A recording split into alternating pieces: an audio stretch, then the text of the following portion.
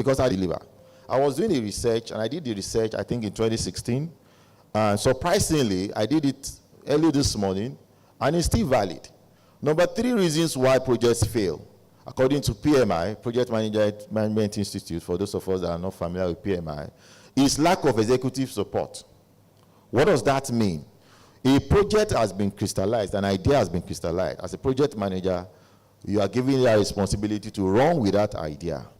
And oftentimes, what a lot of us do is we run without trying to understand the different stakeholders. By the time you start running, the initial support you had, you probably don't have it again, and your project fails. But why do some of these things fail? Because we don't communicate effectively. Sometimes you are telling a logical person things that an amiable person wants to hear. So that person is not listening to you. And I will share a few examples. I used to work in 2015. I was reporting to 2 managers. Both of them were CEOs. One of them is the CEO of this particular company. The other one is friend, who is the customer, is the CEO of another company. I will not mention who is logical and who is amiable. So one is very logical, the other one is amiable. I'm more of a logical person by nature, right? So the amiable says, let's get this done. I want to see business plan. I want to see 18 pages of documents, blah, blah, blah. The logical person said, trash all of this English. Where are we? It was a massive project. As of then, we were trying to automate payment with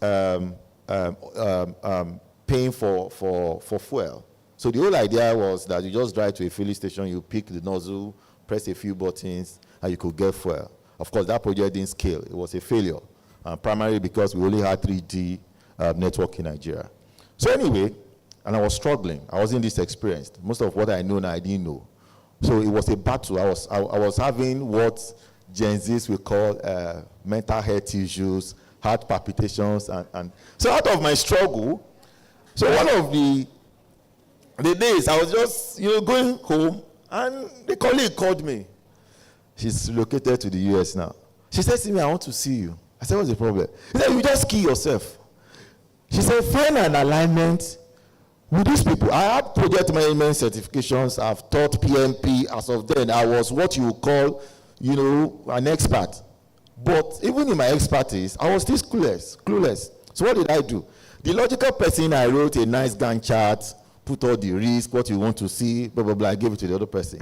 The amiable person, I had to be managing the amiable person from regular WhatsApp chats, and that was how we were able to deliver on the project. So that's number 1. Everybody that you meet on your project are either logical or amiable. Secondly, unfortunately, most project managers don't directly manage people. In fact, before you become what I would call a manager of project managers, you probably are a program manager somewhere. And even in most cases, most program managers will probably manage 1 or 2, 3 projects. You don't technically manage people directly. And what does that tell you? You are not likely, in most cases, responsible for any of the resources that you require to deliver on your project. For example, you need a budget. In most times, you just provide inputs into the budget. You don't even control the budget. The control of the budget sits with maybe finance or some financial controller, and depending on the organizational structure, it may sit with somebody who is more senior. Number 2, you need people. You need to hire people. Most times, you have to leverage human resource folks, HR, to be able to hire people, meaning that you also don't control the hiring process. Number 3 is, for instance, and probably this is a tough one. I don't know if I want to say this because of my friend from Microsoft. Developers are some of the craziest human beings I've ever worked with. In fact, let me digress. In 2019, we were doing a project that was supposed to provide reporting on all the activities of the former administration, things around home growth, school feeding, the general social impact project. And I was, it was about $6.5 million funded by Bill and Melinda Gates Foundation. On our side, I was the PM. I was reporting as a PM from a program management perspective to Accenture. I was reporting from a normal execution perspective to the then MD of NIBS, Mr. Adeshonubi, who eventually became the acting CBN governor in Nigeria. And then again, my stakeholders were at the villa. I was working out of the villa. And we had to deliver. I had a presentation on Monday, and I knew we are not ready. So on Saturday night, I was about going to bed. Around 11 p.m., I just had a serious headache. I slept, and I was dreaming that I was in a room, Bill Gates sat in front of me, and he was asking me questions, and at a level, you can't say you don't know. So I couldn't deliver. Do you know why? Because my project, my developers were just a bunch of very great people. And then again, emotional intelligence, native intelligence will always come to play. You always find excuses to shift your demo. There are things you can say, right? If you're very smart. So I had to then start looking at all of the documents and found a loophole around change management. And again, the project was being administered by RPA. It was a lot of funding. And I had to find a loophole, and I had to harness that loophole to buy more time.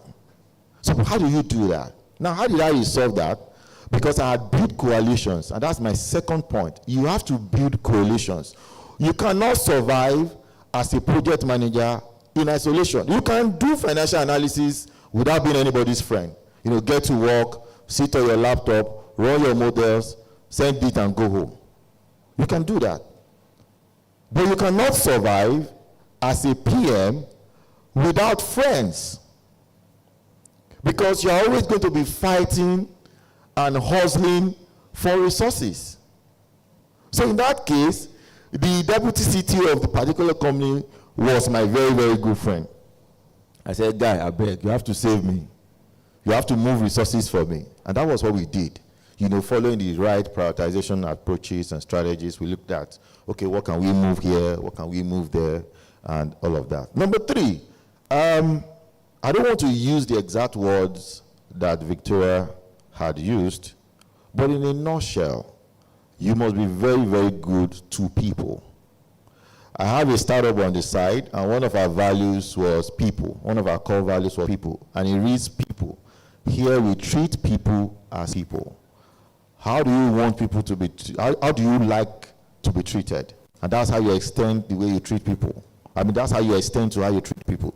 I was just actually having a chat with one of the panelists this morning, and I was telling her that the last time I got a job that I applied for was actually my last job in this building, and that was December 2013. Every opportunity I've gotten had been from a referral or some people that I've worked with. And one of the most humbling experiences I've had is a customer picked my CV, and there was a role that I was, in my opinion, not qualified for. He said to me, you are the one that is going there. So I've had opportunities that I had to pass on because I felt how much they wanted to pay was not good enough. I wanted more money. But I didn't apply. And I'm talking about opportunities that people will call for. Some of these things come from the impact that I've been privileged to make in the lives of people. And I don't mean by you help people advance their career. No. It could be things as simple as being friends. Some of the ideas that I will share here are actually very simple that some of us overlooked. When I joined Venture Garden February 16, 2014, we had a guy who was one of the GMs. So then we used to work from a building around the corner. We averaged like 40, 60 people, physically. So I started observing this man.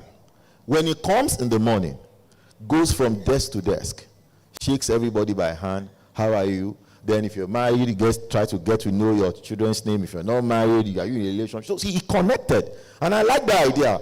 So I started connecting. I will shake everybody when I come to work. How are you? How are you doing? Blah, blah, blah. And that gave me some sort of leverage.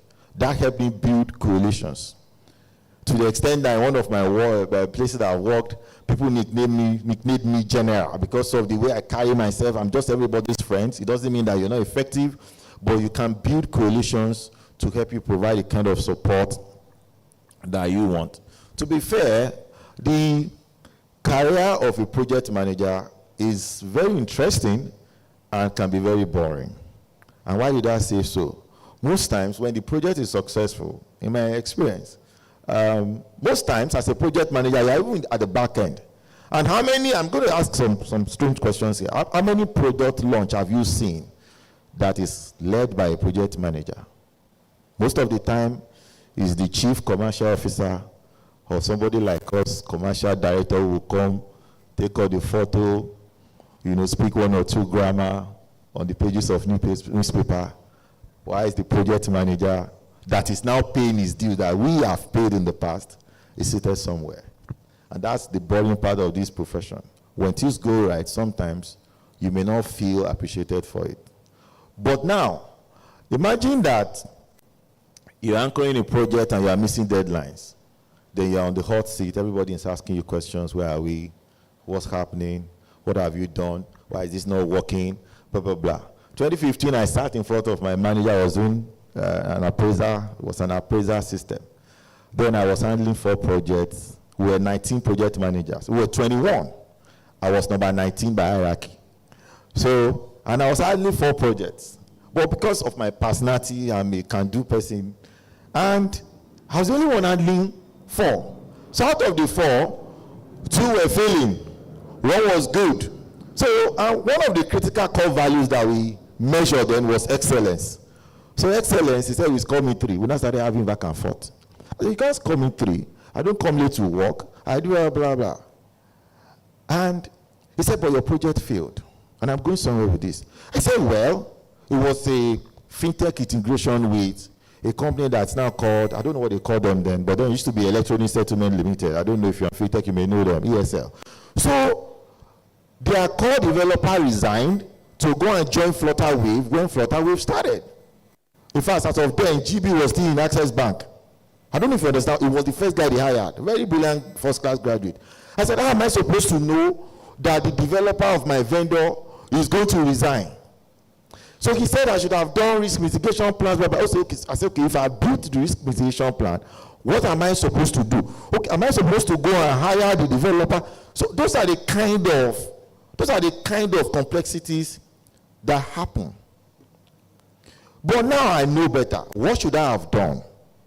I should have put liquidated damages in the contract to say if you meet this particular deadline, you are going to pay me a particular LD for missing those deadlines.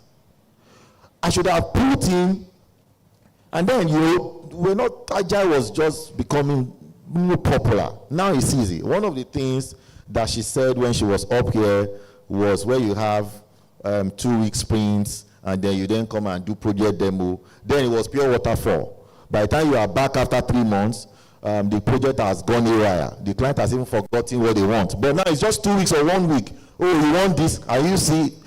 So these are the kind of challenges that I faced. And I had to learn a lot from a lot of these experiences.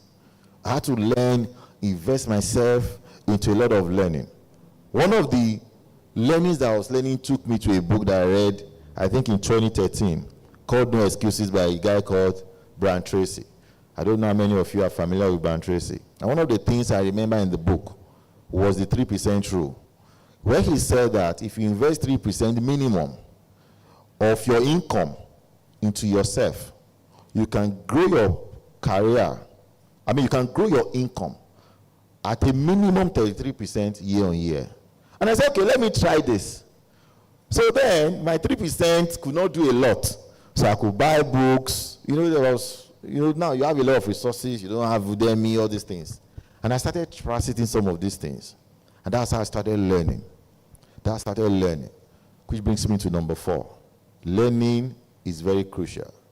But learning in this context, I'm not going to talk about the technical, I would say the boring stuff, WBS, 10 knowledge areas, Agile Manifesto, Agile Philosophy, how to use Trello, Basecamp, Primavera, Microsoft Project. I didn't want to mention your product, by the way, because you didn't pay us for advert. And things like that. But I'm going to talk about learning around understanding people. Learning around sensitivity to your environment. Learning around understanding that what you and I call office politics is generally about coalitions. Learning around networking. And let me tell you a very simple story of how I had to be standing here. One of the co-conveners of this event, 2014, I went to buy suya. 2021, sorry, in Magodo. So as I was buying suya, I was with my uncle, and we were speaking our local diet. And Dr. Ayo was also there, and she's like, are you from my village? I said, yes.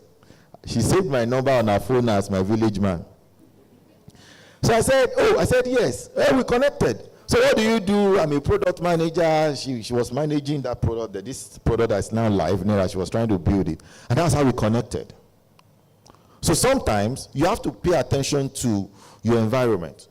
You have to understand people. 2014, we signed a contract with a major disco to do some automation. And for 9 months, we could not execute the project for a lot of issues, Nigerian factor. So one of those days, 2015, my former boss then called me and said to me, please, can you go check out what is happening in this customer location? Mind you, more experienced people have gone. We've not had any success. I'm like, what do I go? What am I going to do? Blah, blah, blah. She says to me, please just go. So I went to Eco Disco. I packed. As I was walking into, that was my first time. As I was walking into the office from the car park, I saw some group of people trying to buy granules and roasted plantain, etc. So I just, I was nervous, right? It was a 13th floor building. I'm so supposed to go there and go and meet, just to go and gather intelligence. So as I was there, people were just speaking. A man was speaking Yoruba, but Yoruba, by the way, I'm from Ondo town. So the Yoruba was not pure. So I picked that this is not somebody that grew up in Lagos. So I just asked him, I said, sir, are you from so and so place? He said, yeah. I said, can you speak? He said, yes, I can speak. So I spoke the local dialect. You know, say, what are you doing here? I said, I'm so person working for so company. I want to come and do this. Guess what? He was the head of device management in that company. His department was to sign the final letter to enable us execute.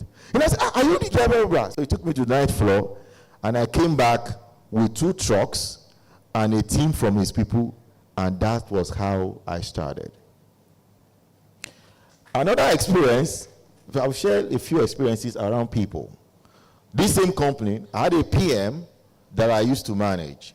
Fresh graduate, great guy, OAU, great degree, but unfortunately, extremely cocky. And which takes me to I can't remember who said it on the panel around mentorship. Extremely cocky. So I would advise this guy, we say, no, he has read certifications all over his way, no, this is how I would do it. So we sat in one of these rooms. It happened in this office, one of these rooms. And he looked at me, no, not here, sorry. Man, I'm mixing things up. And he looked at me in the eye, he said, see me, in 2 weeks, I'm going to get this done. Well, the project was crawling. When you are more experienced, you can see all the landmines. So I said, okay, no problem. 2 weeks passed, project was failing. After 2 weeks, project was failing. So he ran to me and said to me, I said, okay, follow me. Let me show you how it's done. So he followed me, and now I want you to follow this. We got to the customer's office, the main guy that has been sitting on our progress, so to say. This guy then, this particular PM of, my PM should be about 24 years old. This man is in early 50s. The moment we entered the man's office, he stretched his hands to the man. I looked at him in the eye. All these things you read in books, Simon Sinek, be confident, and you don't apply local context. You don't understand that Nigeria is a cultural environment. Heard the guy, looked at him in the eye, said, good afternoon, how are you? I just knew that was the problem. So I was, behind him, because the man had not met me. The moment it was my turn, I looked at his table, I saw a Yoruba name. I just went all Yoruba. Egbon, how are you, sir? And he looked up, he said, how are you, blah, blah, blah. The guy introduced me, this is my manager. Luckily, his phone rang. As his phone rang, he was talking to his younger brother, and the younger brother happened to have graduated of, I don't know, is it graduate you call it in secondary school? Finished from the secondary school I went a year before I was in GS1. I mean, he finished the year before I got into boarding school. So we got talking, and that was how we cracked it. That was how I was able to bridge that gap. Another experience, I was in Abuja. They were owing us 96 million naira. It was a lot of money. I mean, for my project. Although I was no longer a project manager, I was now more experienced. And we couldn't just get the money out. You know, so that day was my birthday. So I dressed, wore a brand new shirt, and I went to the ministry. I don't want to mention the name. And as I walked into the man's office, he sat me down. He said, sit down. I said, no, I'm fine with standing. He said, sit down, young man. I said, I'm fine with standing, sir. He said, okay, sit down. So I sat. He said, what is the problem? I explained my problem, blah, blah, blah. I said, hey, but you have not done this. You have not done that. Again, I entered my tribal correlations. And unfortunately, maybe some of these things, if I were to be saying this on a platform, maybe I'm teaching in an MBA school, I won't give these examples. But I want to be very authentic here. The context of Nigeria, especially if you manage projects within Nigeria, cultural understanding is very important. If you manage Indians in a project, you must understand that the way they speak to you sometimes, you may think is rude.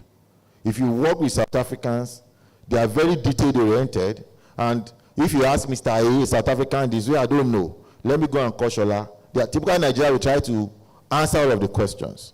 So you need to understand some of these cultural correlations and things like that. So as I met this guy, and we got talking, and I was able to connect. And how did I connect? And I'm going to share how I connected. I just said, pretended as if I wanted to prostrate. I said, sir.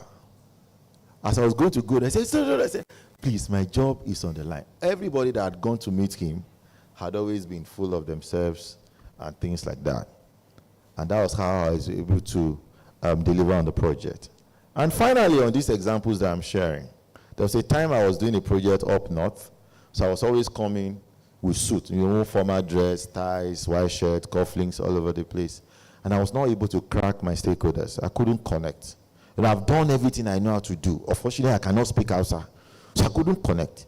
So one of those days, one of the senior leaders just called me into his office, said he wants to see me. He said, you always come here like, say, now only you sabi. I said, but sir, he said, see you, go and buy native. Go and buy native. The moment he said, go and buy native, my market intelligence fifth sense just clicked. I said, do you know anybody? He said, my younger brother makes native. I said, how much? He told me. So I paid for 2. And that was how I was able to connect.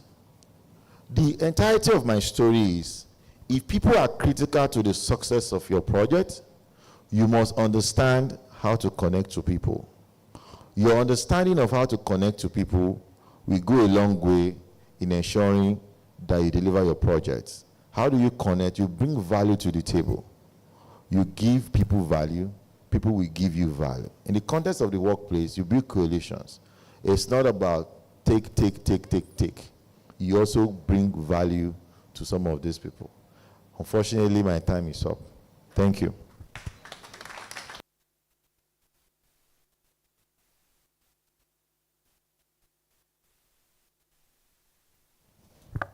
Thank you so much, Mr. Simi. That was really amazing, on point, very practical. There wasn't too much of aspire to perspire. There are things that you can literally get right to working on once you go back.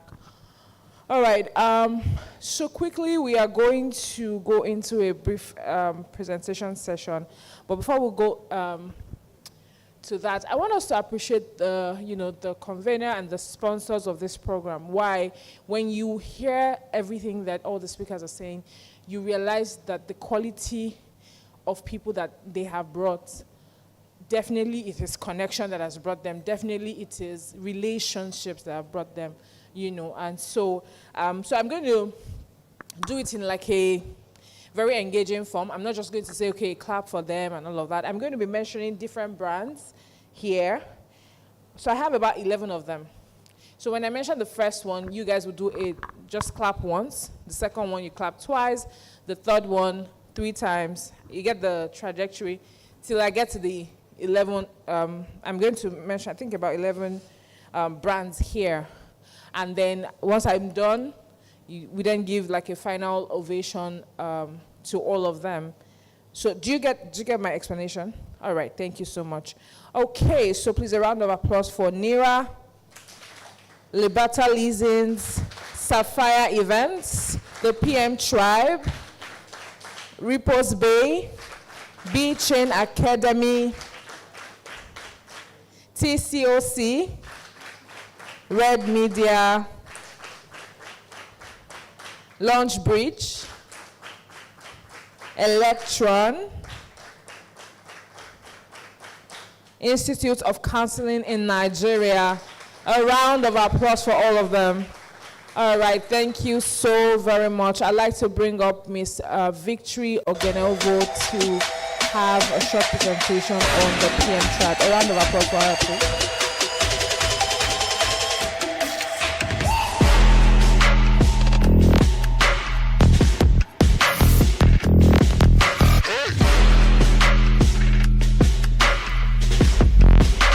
Good afternoon, everybody, once again. I feel like I've climbed this stage like 7 times today. Alright, so does anybody know what PM Tribe is about? If you know anything about PM Tribe, then just see That's not possible now. If you know about PM Tribe, raise up your hand. I have community members, so you should not call my hand. Where's Vanessa?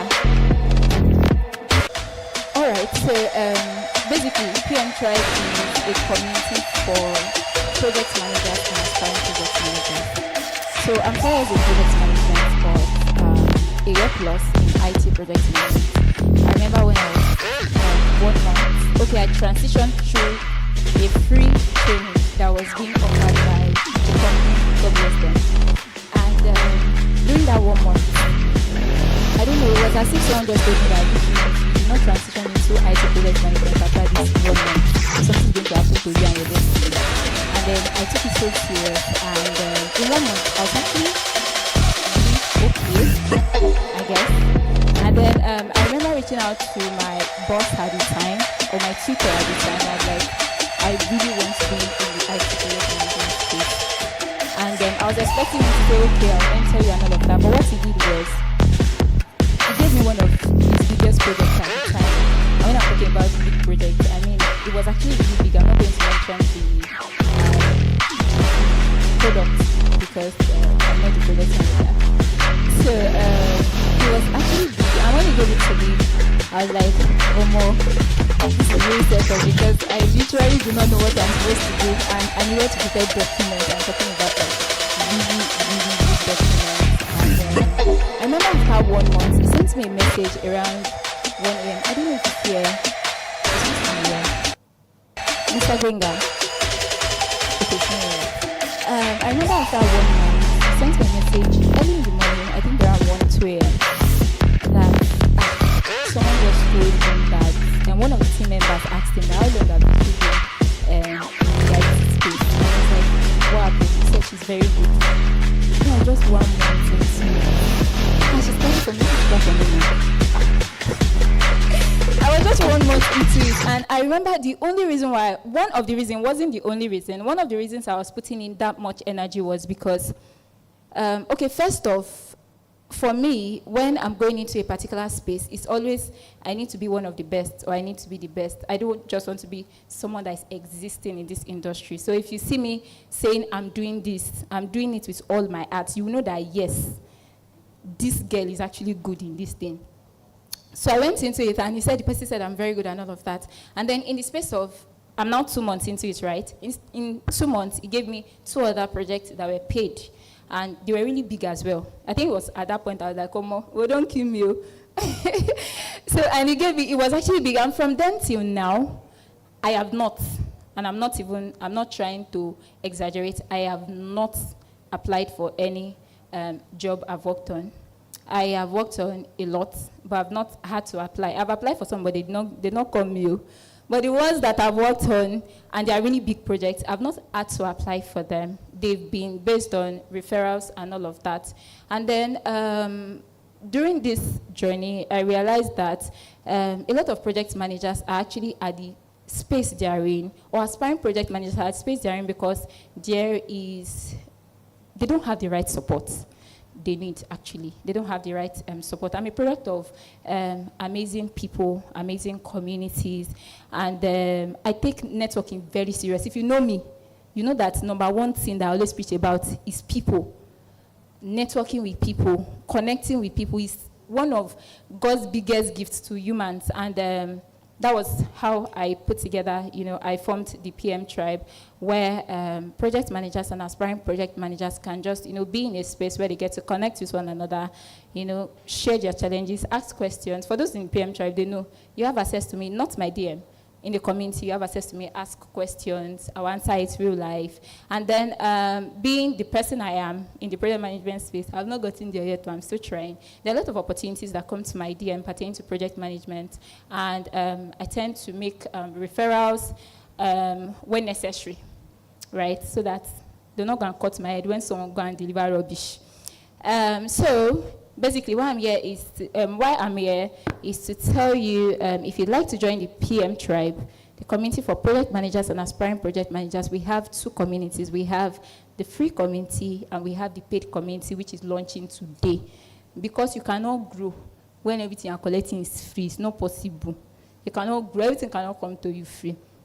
But the good thing is, the free community is actually not expensive. Please, where's second mic? Second mic.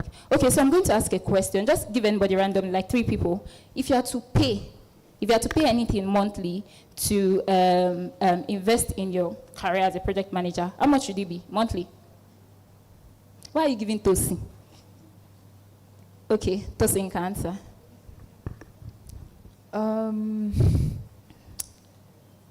No specific amount was No, coming just to my mind, if actually. If you had to pick, how much would it be?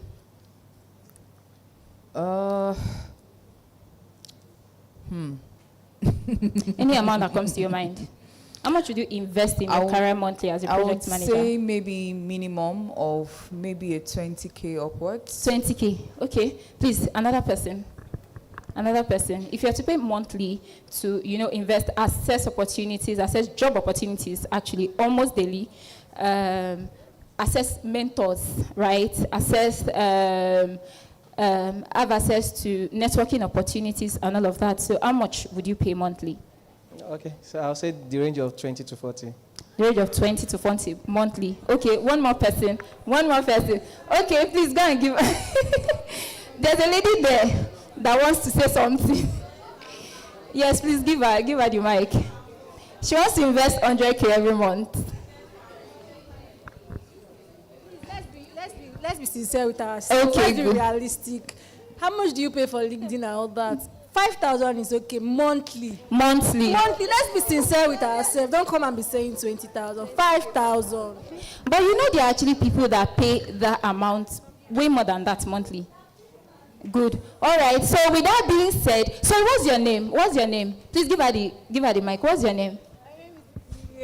My name is Priye. Priye. Yeah. Okay, all right. So, Priye, to assess the PM Tribe community is 5,000 naira monthly. I think that's me doing giveaway for you people, actually, for the first year. And, but you don't get to register for 1 month. It's not all of you are clapping like this. You register for a year, which is 60,000 naira, still giveaway.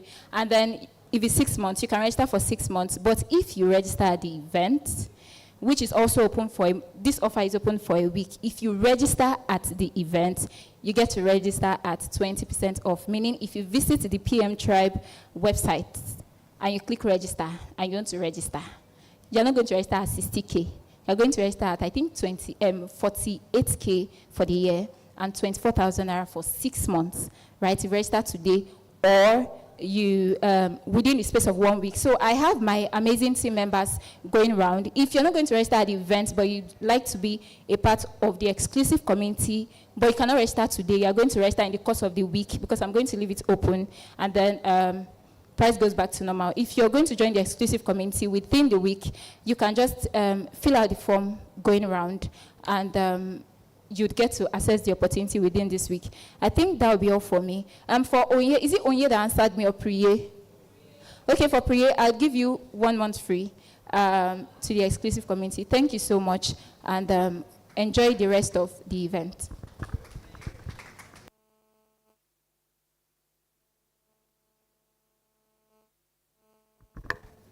All right. Thank you so much. Yes, you can actually scan the barcode for to access the website. Thank you. All right, a round of applause for Miss Victory. I mean, this is... When I was reading her bio, I said she's passionate about empowering, women and girls. Of course, this is not a gender-specific opportunity, but you can see a passion for constantly trying to improve the lives of everyone around her, and I think this is really amazing. A round of applause for her once again, please. A round of applause for her. Thank you. All right, so quickly, we're going to go through,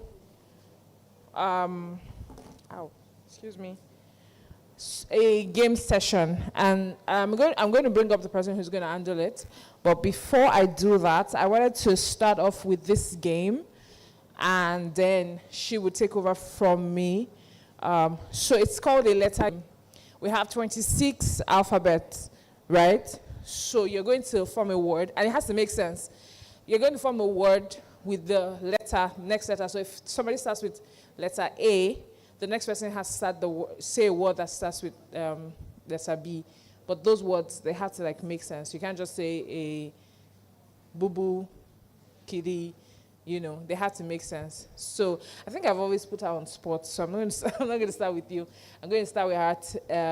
And I think I've engaged a lot of more people here than here. So let's go.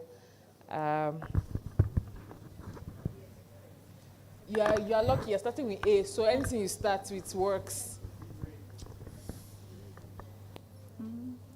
All project managers. Okay, just a word. Okay. Allow. Birds. Cassava. Birds, cassava. Okay. Dog. Oh, you meant to? Yes, line. So Allow birds. you can actually Did you say stop and cassava? continue like a fresh sentence with your own letter. Jensen, so otherwise it would then lose its meaning. So yes, allow birds, cassava.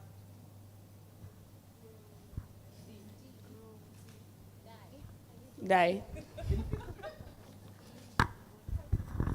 Elephant. Fishes stay in the water. Greatness. Greatness. Elephant fishes greatness. How? No. Okay, is it water? A word with the letter. Grow. Grow, okay? Oh my God. Happily. I helped you. Inside. They grow house. But let's go with the what I helped you with. Happily, they grow happily. Inside. Jog. No, elephants don't grow inside jug. But that's fine. Let's keep going. It started with elephant fishes grow inside. No, but the elephant can't just be a word. Can't just be a sentence. Jungle. A round of applause for her, please. That's a nice save. Kind. Kind, okay? Leave. Kind leave. Or kindly leave. Enjoy. Enjoy. We have passed E. L. M.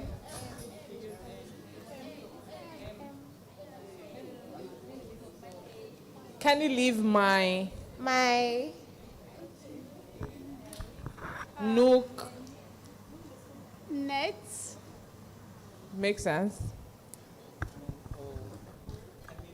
Or open, yeah. On. Can you leave my net on? No, you're forming a word with the next letter. On. On.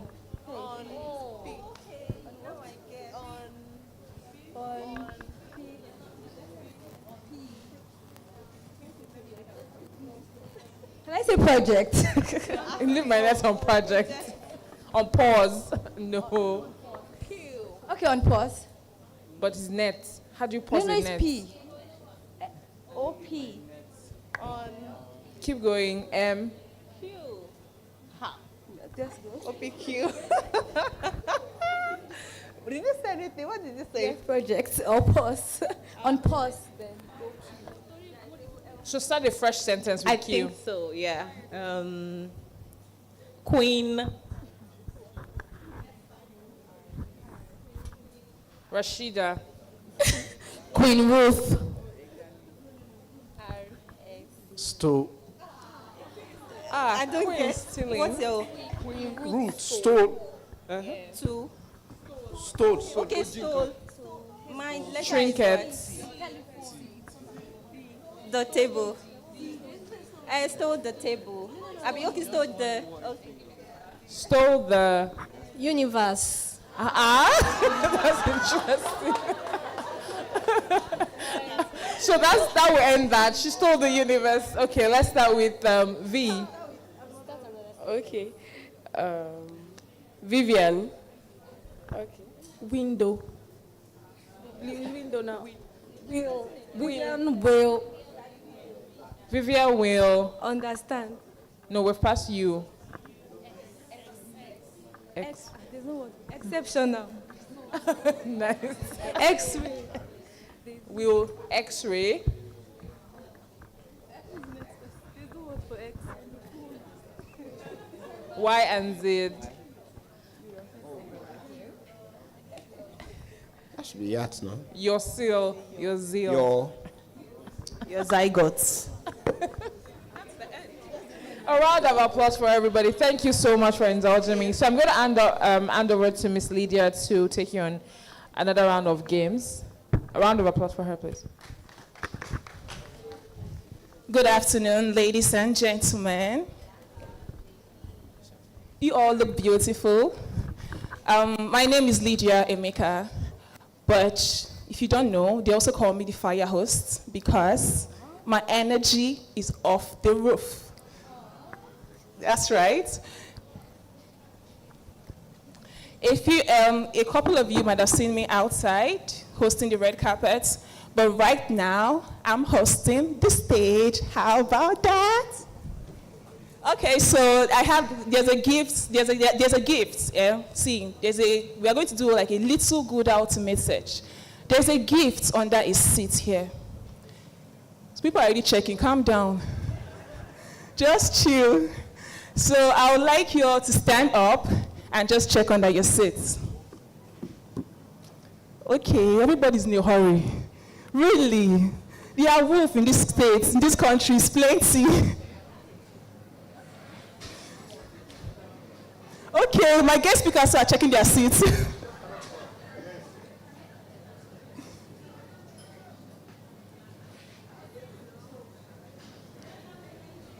Did you find anything?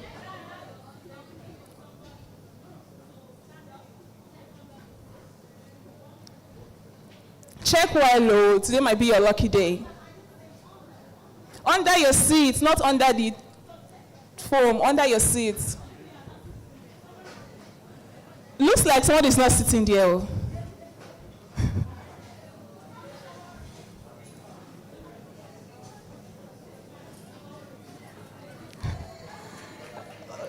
What did you find? Look, what did you find? A round of applause. Can you stand up, please?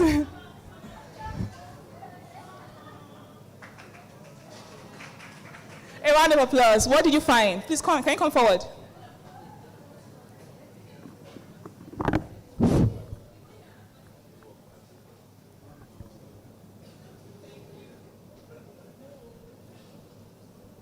What did you find? Winner is written on it. Okay, a round of applause, please. So you have a gift. You have a gift. You either receive it now or after. Okay, she's here. She'll say it. 1 minute. I'm sure that was a little exercise for everyone. Okay, so the gift is you're having access to our guest speaker. You're going to have in a 24-hour session, having him to mentor you or speak to you on anything you need. So This man is money. Oh.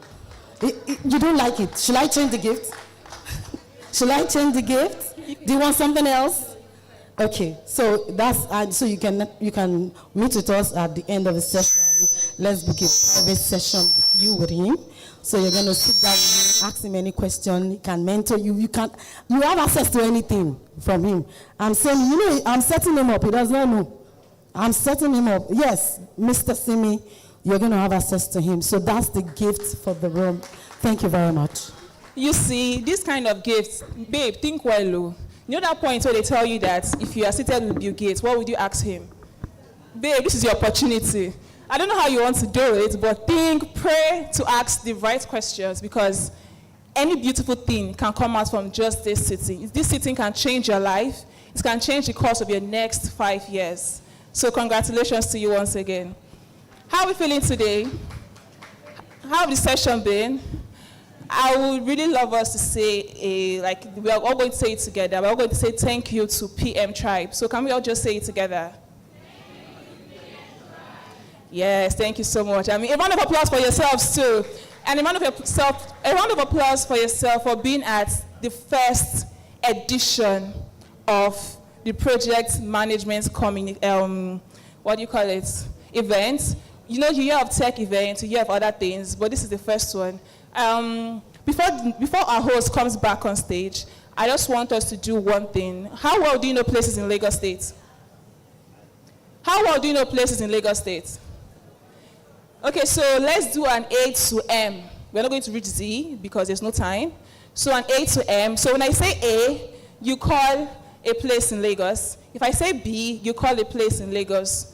Who knows, the loudest voice might go home with another gift. So it's up to you. And you never know what this gift might be. This gift might just be a job opportunity. You can never tell. So A.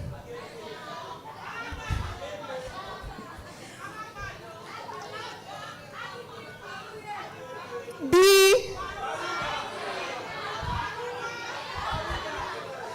C. Nice one. D. Oh. Okay, I had that move. Babe, you're on one. E. Okay. I can hear from this side. What's happening to this place? F.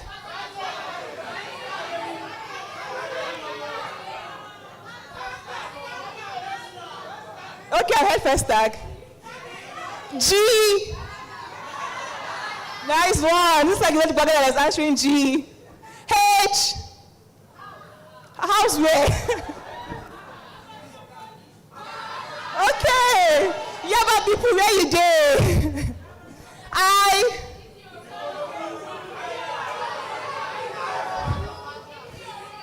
J. K. Okay. L. See the island babes. M.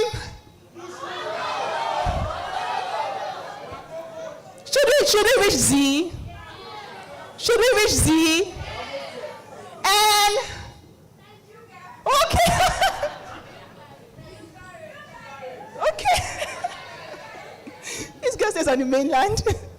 Oh. Oh, surely has it. P.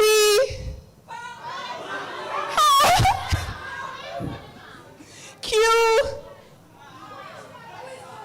Thank you. What school did you attend? What school did you attend? Queen's College Road. Queen's Drive. Where is that? R.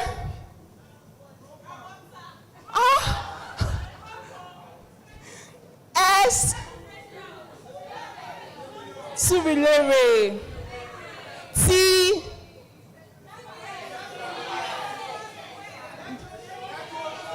Tejo Show, Takwa Bay, CBS. I've forgotten the alphabet. You. On that bridge where? Which on that bridge? V. Thank you. Only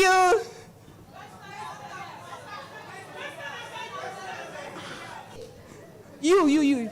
Lady on brown hair, where do you stay? Okay, I wonder how you know I've stayed up there. X. Okay, that one hard though. Even me, I don't know. Y. Yaba. Then Z. Zebra. Well done. A round of applause for yourself, please.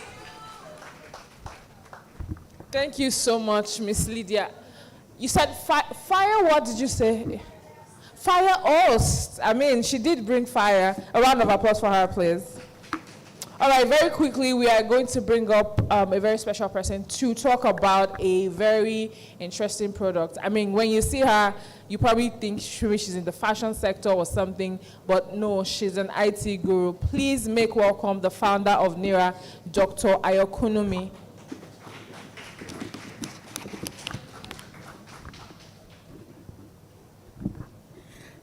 Good afternoon, everyone.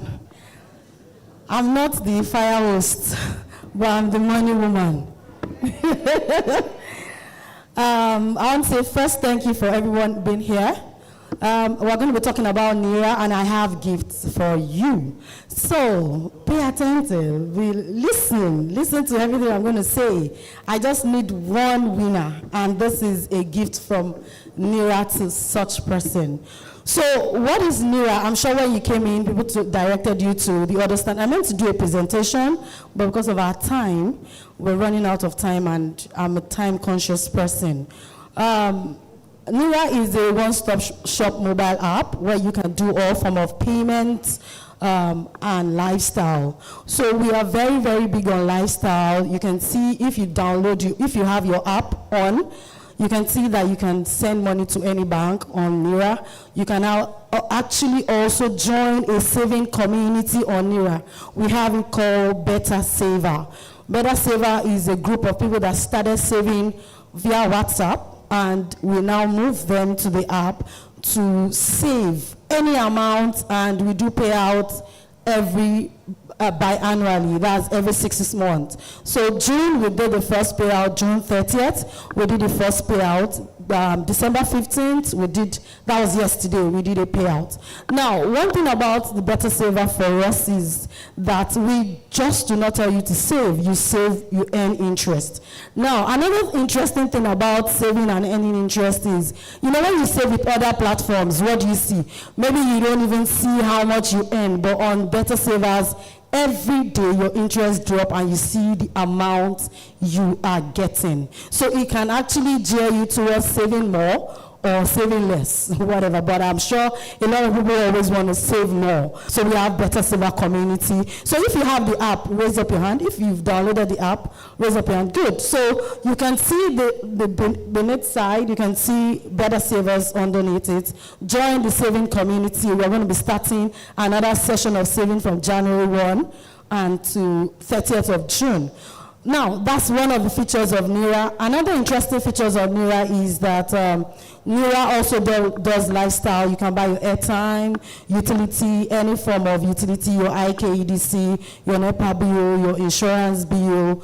You can also buy your WAEC PIN result checker, JAMB PIN result checker on NIRA. You can also buy any form of your airtime. And there are also other things coming up. Now, people say, when we started NIRA, when Simi was talking, he told you he met me, and I call him my language man, And one thing that stood out for us was while we were building NIRA, it was a very support system to us. Now, one thing when we started NIRA is we started freemium. We were not charging, we were giving it out free, do transaction for free, no transactional charges and the likes.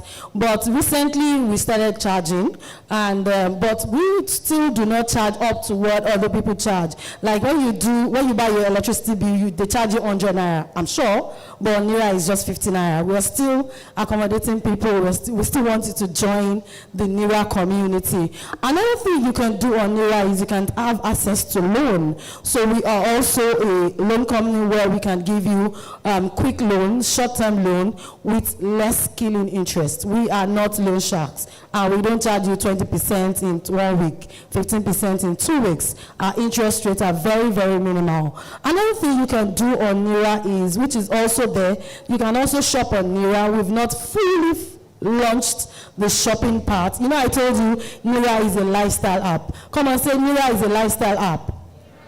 Yes, so we also have shopping. You can shop on NIRA. It's your one-stop shop. So one of the things we are working on is to ensure, even if you want to buy your ticket, you can buy it on NIRA. Even if you want to do anything, you can do it on NIRA. NIRA is going to be your to-go. It's going to be your partner, your AI, your friend, you know, your Siri. NIRA is what it's going to be. And I don't want to waste much of your time. Another thing you can do on NIRA, you know, a lot of people say, oh, when I do transaction, how am I able to track my transaction? Now, one of the features NIRA has is you're able to track your transactions on NIRA. So yesterday I was talking to Vicky and she was telling me how NIRA has been very useful to her, that she uses a GT bank, but she cannot even have access to her statement like that on the spot. And she told me with NIRA, I can track, I can see what I'm spending money on, and really, at the end of the statement, you also can get a statement on NIRA. At the end of the statement, you can see how much you spent on utility, how much you spend on TV expense, TV, how much you spend on airtime, and I'll give you a gist. When we launched that part of NIRA, giving you a little bit of analytics, you know, I checked what my 1 month spent on airtime, and guess how much?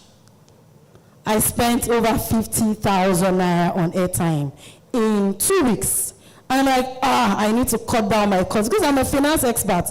I talk about cutting costs a lot. So I started cutting my costs and checking. Instead of normal call, I use WhatsApp, you know, just to reduce my costs. At the end of the month, when I was checking, you know, my spend has really dropped down to 25,000. Meaning, NIRA has helped me to track my expenses and able to know what I'm spending money on.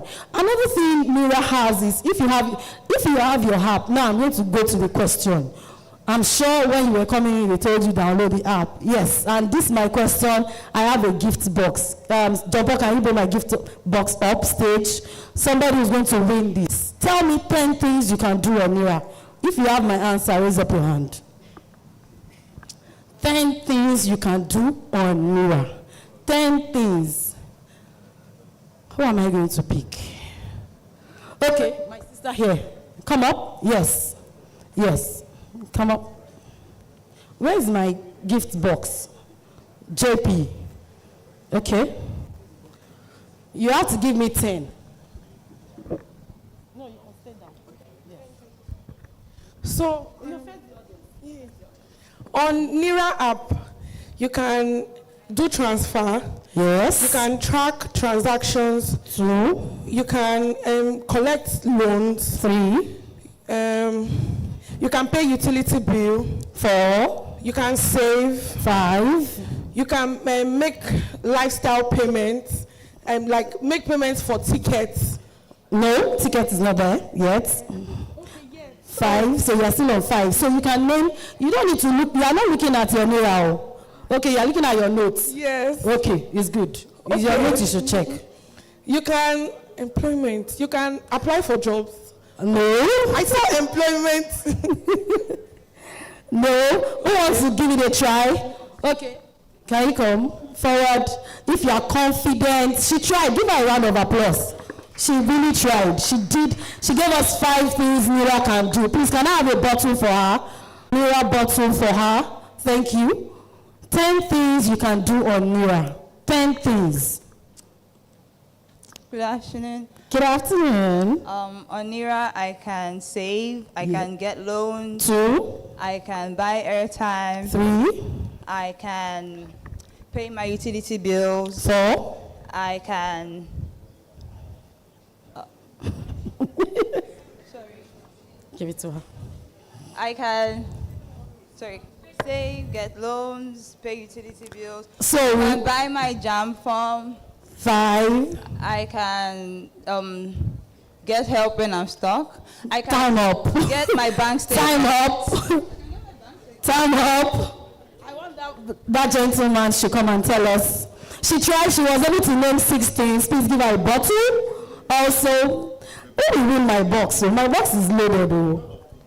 It's loaded. Thank you. On Naira app, yes. I can transfer funds. Transfer funds? Yes. I can receive funds. You can receive funds too? Yes. Thank you. Loan. I can borrow loans. You can apply for a loan free? I can apply for insurance.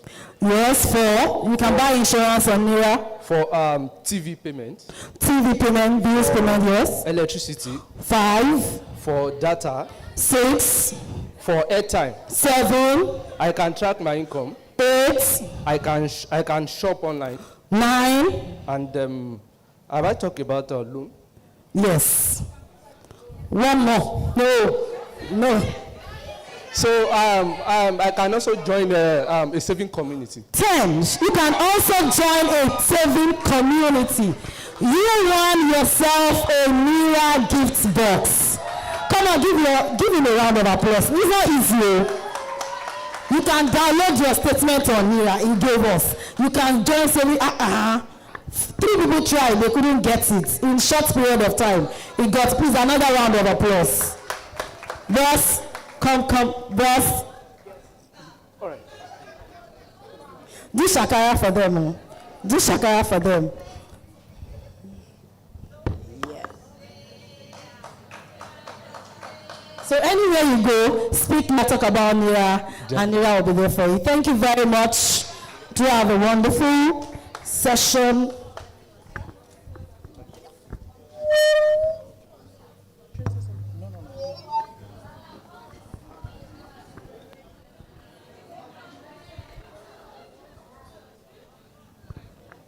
All right, thank you very much. We've had amazing, engaging sessions. Now we are going to the next fireside conversation.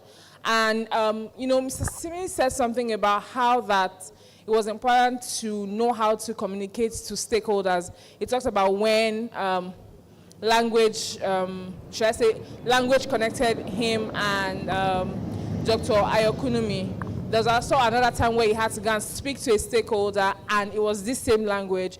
There was also another time where he was in a community where he doesn't even speak their language. So diversity is really, really important in including diversity, understanding diversity in project management. And, taking us in the next conversation, fireside conversation, we have like amazing panelists already. But the title of the fireside session says that the diversity of corporate ethics and culture of project managers, right? So you want to understand the importance of diversity in project management in the corporate world. You also want to understand, what hiring managers are looking to. You also want to understand the business side of, of project management, particularly in the corporate world, So we're going to go to that shortly. But before we start the conversation, please, I'd like somebody to help move this off the stage. And so while we're doing that, please, for those of you who have taken the forms, can you please give them back to the ushers? Please give them back to the ushers. If you're done, you can just raise it up so that the ushers can come and get it from you. Or you can step back and submit it to the registration team. All right, thank you. Please, technical people, please help me with the pulpit. Okay.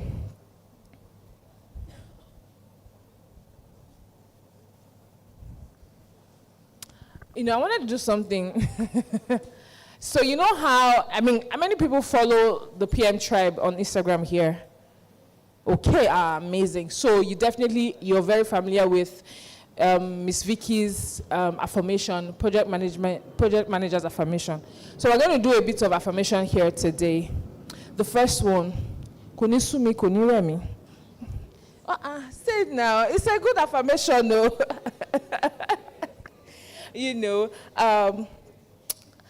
But more seriously or importantly, it's just going to be a one sentence. It says, I work in harmony with my team. Please just repeat after me. I work in harmony with my team. I have a sound mind to plan and execute high-quality projects. No project dies in my hands.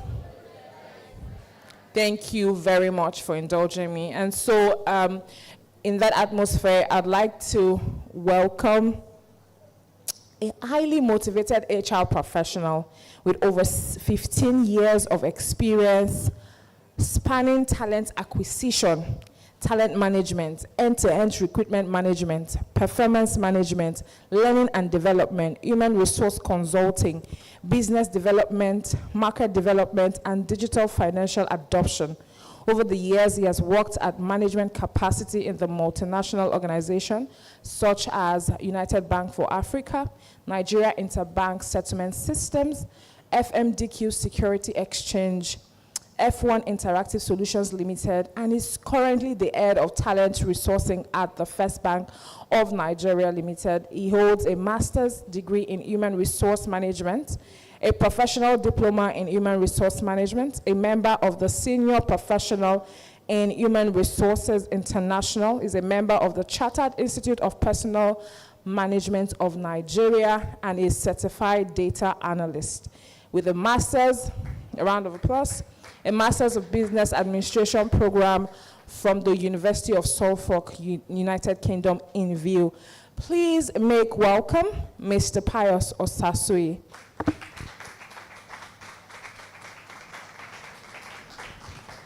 You're welcome, sir. Also on this panel is a media force, a legend and a mover in the media and communication space, the very Honorable Ayodeji Rasak, who is a marketing communications specialist with over 15 years of experience in creating customized experiential solutions for brands across the FMCGs, technology, manufacturing, and financial service industries. He's the CEO of Red Media Africa Group, a communication firm that uses storytelling to solve problems, change narrative, and build movement for companies, investors, change maker, and government bodies. Is the co-founder of X Holding Group, a group of companies that include a leading experiential and activation company with operations in Nigeria, Ghana, and in the UK, Duo Agency, a digital solution outfit, and SBX Media, a content production unit. He worked at BlackBerry Nigeria as the youth marketing executive and was part of the core team that oversaw the massive adoption of the brand across Nigeria and other key markets in West Africa. His team was awarded the most innovative team for most outrageously awesome ideas that keeps the brand activations on people's lips. His team also won the Team of the Year for the all-round best activation from concept to execution. He's an alumnus of the University of Lagos and a member of the Chartered Institute of Marketing UK, the National Institute of Marketing of Nigeria, and in recognition of his outstanding academic and professional standing, he has demonstrated his commitment to creating and promoting high-standard management consulting practices, ethic competence, and client service. He was awarded Fellow by the Board of Trustees and the Managing Council of Institute of Management Consultant. He's also recognized by Brandcom Awards as one of the 35 under 35 marketing professionals in Nigeria, and also a winner of the, thank you very much, and also a winner of the Entrepreneur Africa for Professional Service and Excellence. His speech was chosen as one of the 5 pitches that competed in the first annual Quantic Moonshot Finals held in New York City in 2023. He's passionate about national development and youth empowerment. He currently sits on board of NG Youth SDG. That's a United Nations-driven NGO that is at the forefront of youth participation in meeting global SDG goals. He sits on the board of All Life Matters Initiative, a non-profit organization that seeks to provide support for persons with disabilities in order to enable them live a better life. It was awarded Golden Role Model, National Coordinator of Nigeria Youth Advocacy for Good Governance Initiative. Ayodeji is extremely passionate about marketing, national development, and how communication can be used as a tool to shape the society. Giving honor to whom honor is due. With a loud and standing ovation, please make welcome Mr. Ayodeji Razak. A round of applause for him, please.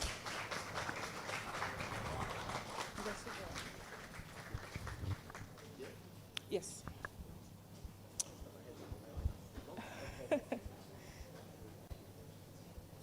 All right, please give me a minute.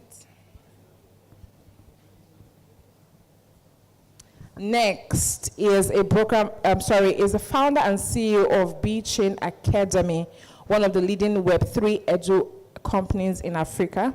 Is a professional business development executive and a Web3 growth consultant with years of experience in fintech and blockchain space. He sits on the advisory board of Third Academy, a Web3 metaverse company based in Germany.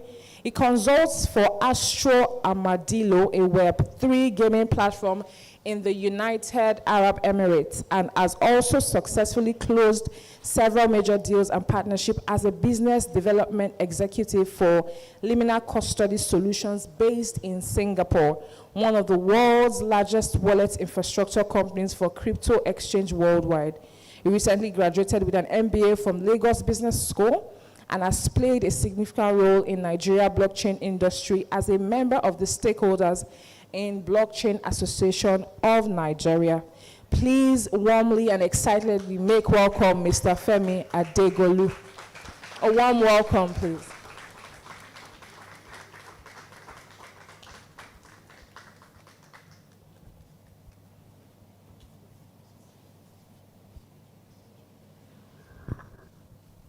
All right.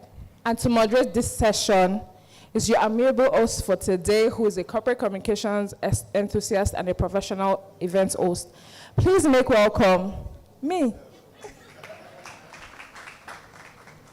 Thank you so much. Thank you so much, sirs, for being on this panel session. I feel like I'm the one on the hot seat, whereas I'm supposed to be the one answering the questions. But when you're with industry experts, you know. But let's start with, I think I'm going to start with Mr. Ayodeji.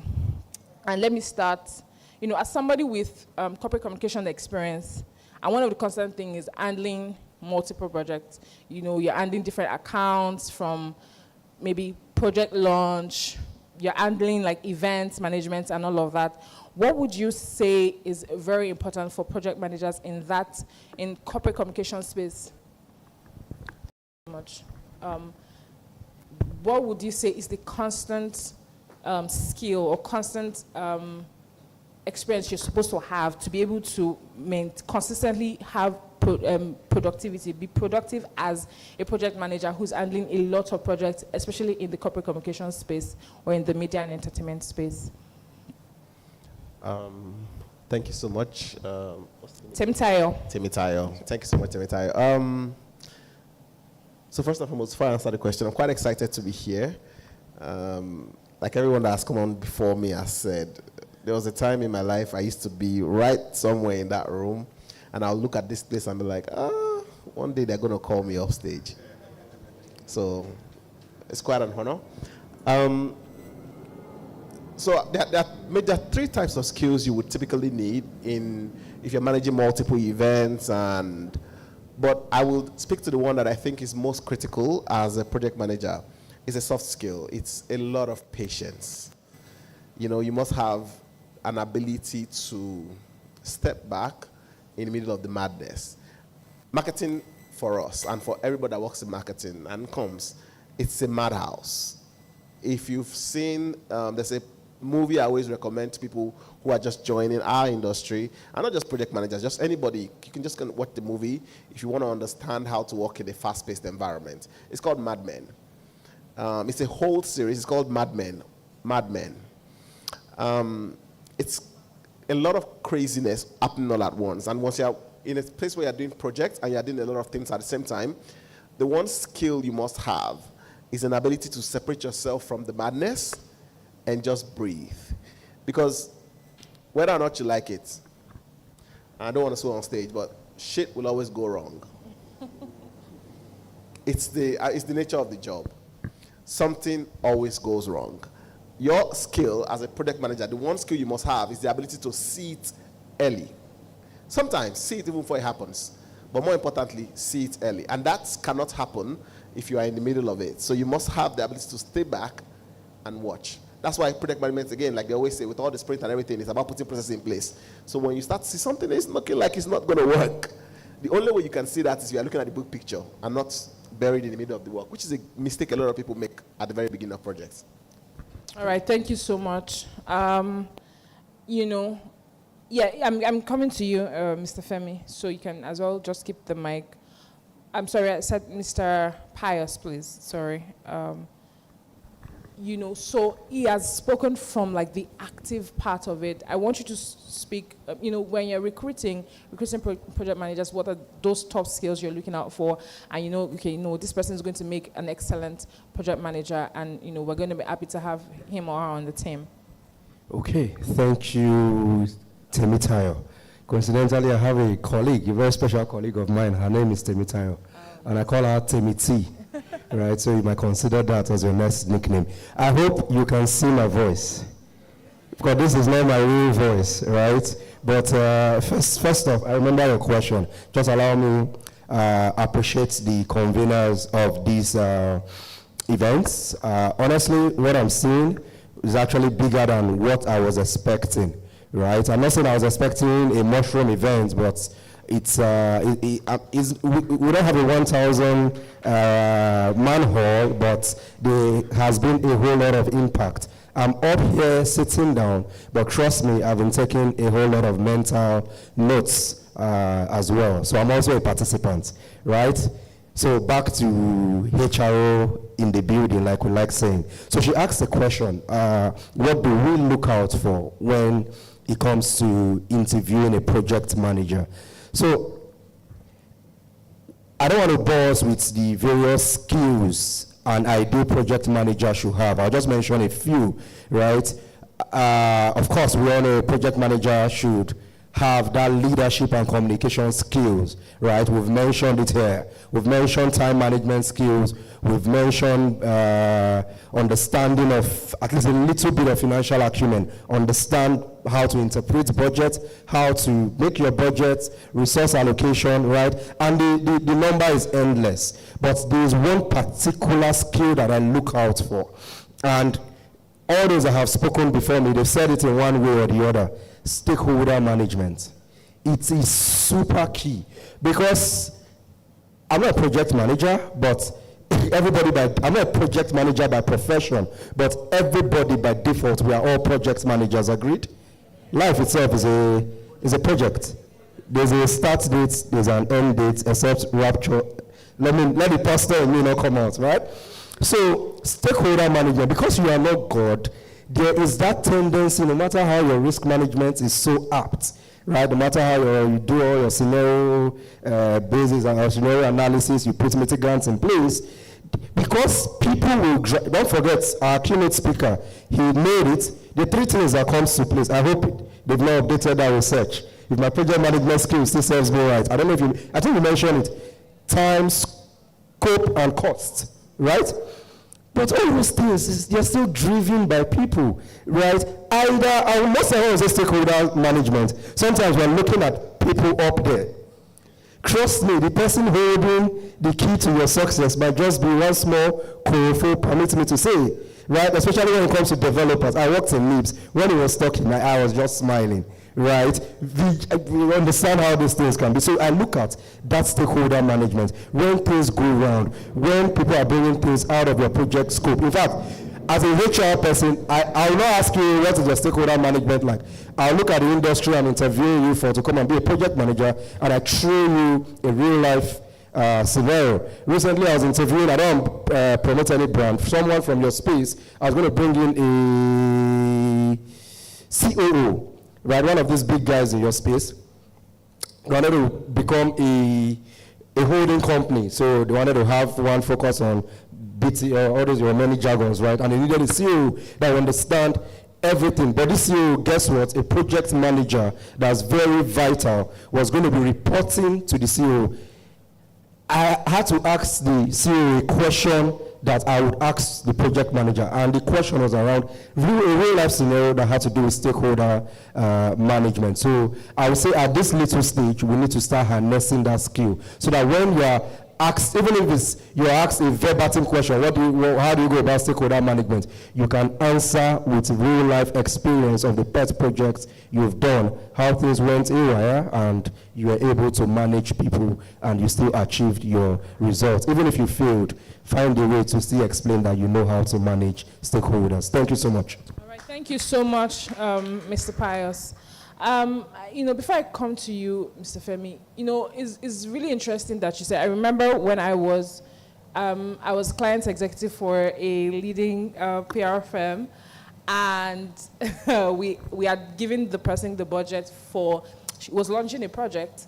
And okay, you know how media rates are. They are standard. Like, of course, being an agency, you probably add your own and all of that. I'd spoken to him. I said a lot of things. No. I don't want that. If I talk to Arise TV, if I I said, okay, what am I going to do? And I'm the account executive. I have a boss, but I'm talking to the boss of the company. So I think there was just this way that maybe the person was just seeing that you're just a small girl. So I went to meet my boss. My boss said, see, he's seeing you as a small person. You have to be able to have a conversation like you are me and still not disrespect him. And, one of the things I just did was, first of all, I would say, yes, sir.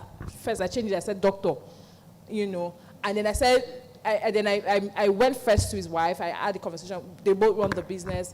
And, she just told me, first of all, don't come and be giving him numbers.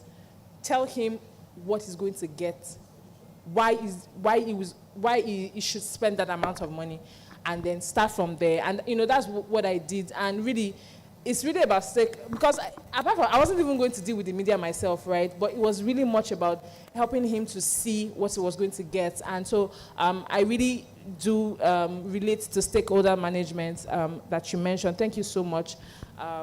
Mr. Pius. So, Mr. Femi, I know we're all talking about skills. We're still on this skill matter, but you are coming from a different angle. You are in the field of tech, right? So what would you say, what skills should they start with? Those who are interested in Web3 development, developers who are, they're interested in your field, in blockchain, in Web3 gaming and all of that. Yes, there is the technical skills, right? But let's say they've already gotten those technical skills. How do they start getting gigs? How do they start working with companies? Do you understand? So from your own end, what would you advise a newbie in the sector?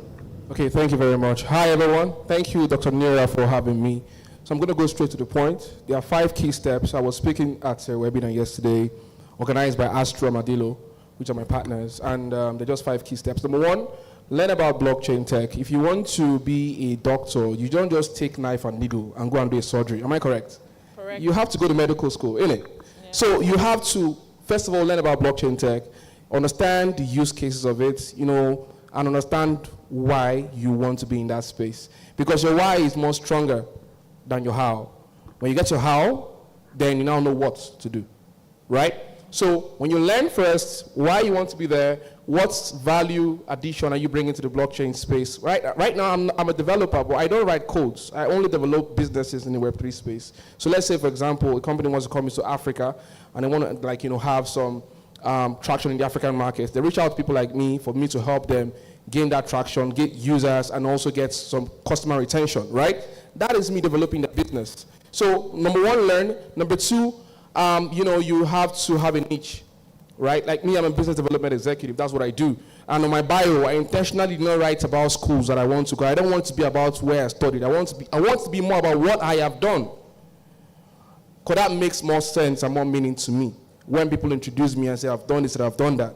So your niche is very important, because when you have your niche, then the next thing is to find a mentor, because now you are guided. You know what you're doing. So now you have to now follow Who Know Road. Am I making sense, guys? Absolutely. When you now follow Who Know Road, then the next thing to do is to now network, go to events, right? Meet people, because you are new in the space, right? You can meet the next CEO of a company you want to work with as a project manager. You can meet the founder of a company. You might meet someone who wants to build a Web3 solution and is about to raise funds. I know a couple of my friends in C-Band who have raised funds, like somebody who just acquired Payday, raised $200 million. Her name is Ruth. Most of you might know Bitmama. She's one of the biggest females in the Web3 space, and I maybe introduce her to Ayo for her to come next year. You know, she raised $3 million. She has acquired a company, has raised millions of dollars. She's a woman. So, for real, if you go to an event like that and you meet someone like that, maybe she wants to launch a particular new product, you know, in a company, you might be talking to her and she will give you a job right there when you just make an introduction. So networking is very key. Then the final one is volunteering, because when you come to a new industry, you know, you have to, you know, go through the process. Very importantly, go through the process. Wizkid, Davido, everybody, no matter how big they are today, they have somebody that they all went through, right? So no matter what you're doing in life, I feel like you have to learn from somebody that has already been there before. That makes it more easier for you to get interest into the space. Thank you. Amazing. A round of applause for him, please. I feel like that's like a whole course that you could have signed up for, maybe on Udemy or anything. Very precise, very concise, very straightforward, very relatable. You can, like, I feel like maybe me, I can enter the industry right away, you know, with everything you have said. Thank you so much. Is anybody here interested in blockchain industry? Okay, so you got your idea, right? Now, one thing I want everyone to do is, all the questions we're asking, I'm going to ask just a few questions. I want to take more questions from the audience. So please, if you have questions for them, please start taking notes, especially if you're interested. You know, there is HR here. We have the corporate, how do I say corporate body? Sorry, the media and entertainment in the corporate world, you know, the CEO of Red Media, and then we have the tech space as well. So if you have your questions, I know we didn't get a chance to ask questions in the first fireside chat. So please write your questions down. Ushers, please go around and help me take questions. I don't want to take questions, you know, after some people have asked questions, so that we're able to manage time. All right, so Mr. Ayodeji, you know, last thing that Mr. Femi said was networking. So coming from the corporate world, how do you approach networking? You know, maybe as a project manager, even if you're not a project manager, but you're going into that corporate space, you want to help people like manage. So for you who you're in marketing, you want to help people manage their marketing strategies, how to execute their plans and all of that. You know, how do you approach networking? What mindset, what skills? Yeah. All right. So I have a theory that I typically always recommend to people when they ask me about networking. And it's really simple. Everybody networks 100%, right? So if you network 100%, there's a breakdown that I use, and I think it works like magic. You must always network only 20% upward. So after time, I go to a room. I'm not trying to meet up with Dangote. I sat in rooms with Dangote multiple times. I've never, ever actually walked up to him to go and network with him. Because here's the problem. When you see people like Dangote, you must ask yourself, you are not the first person who knows, or the only person that knows that is a millionaire or a billionaire. Yeah. So at least 50% of people around him want something from him. So unless I absolutely have value to offer him, going to him is a waste of his time and waste of my time. There's a high chance that there's someone else beside him who is doing what you want him to do. Instead, what I do is I only network upwards once I genuinely have value to provide to them. And I'll give you a live example. On my way here, I was on my LinkedIn. So I subscribe to LinkedIn Premium. And sometimes I just look up businesses and say, what are these guys doing? Why are they not in Nigeria? I looked up a particular company. I saw they are set up in Dubai. And we have office in Dubai. So I'd reached out to someone there, and in chasing a lead, because that's what we do, I look for leads and businesses. Chasing a lead, I found someone, and I sent him a LinkedIn message and said, I noticed that you have this, you run this, regional director and all of that. We can help you set up your business in Dubai. But as a matter of fact, I noticed you are opening an office in Nigeria. We can help you. And we did that. And instantly, he responded to me. And he said, oh, let's set up a meeting. Where am I going with that? Typically, someone like that will not respond unless I was not providing him actual value. is regional director for this business. I've looked his profile. Obviously, he has almost 60 people reporting to him.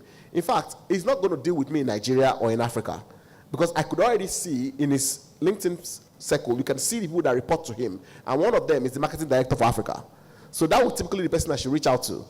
But I went to him because I was looking for his Dubai business. But he gave me attention because he saw that I came straight with a solution to his existing problem that I've seen on their business. Now, that's a 30% upward conversation. The next number is people around you. That's where I spend all my time, 50% of my networking time. I spend it with people in my circle. And here's why. A lot of what I've become today and a lot of businesses I have today are from my friends. People that are my friends are more likely to give me business. Why? Because it's very easy to say to him, I know what your problem is. You know what my problem is. Let's do a mutual exchange.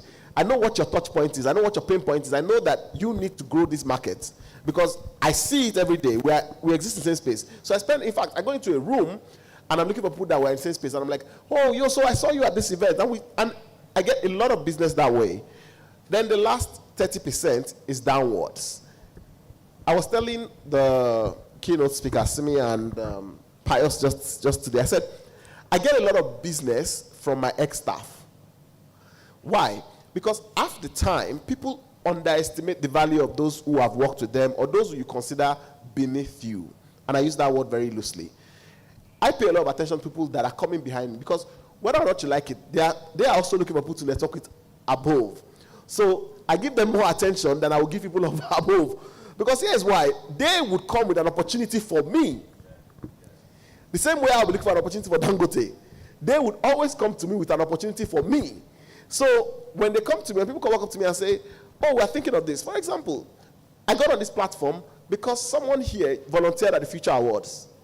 The Future Awards is an event that we do every year. And for those who know about RED, Future was such a big platform. But the person that invited me here was a volunteer, an unpaid volunteer. But imagine all throughout that process, I had looked down on our engagement. She would not have seen this platform and said, oh, I need this guy on this platform. And this platform, yes, it may not be where I was last week or the other big platform or TED. But the difference is I'm excited because I'm able to speak to people that I feel like tomorrow we become project managers in other organizations and we tell people that I know this guy. They are good. That is how I network. And I think that's something that you should always take away when you do networking. Stop wasting a lot of energy going up. Stay in your level and below. I can tell you for a fact, you get more opportunities that way, and that's the first way to rise. Amazing. A round of applause for that. That was really profound. I think I'm really enjoying this panel session. I mean, that's so new. Has anybody heard that before? I don't think I've ever heard, networking that way before. I know people will say, oh, your circle is your first point of contact, but, that percentage gives a lot of direction to it. It gives a lot of, you can see the reason why you are doing it that way. Thank you so much, Mr. Yadeji. So, Mr. Pius, still, talking about networking, but this time, I'm going to say upward mentorship.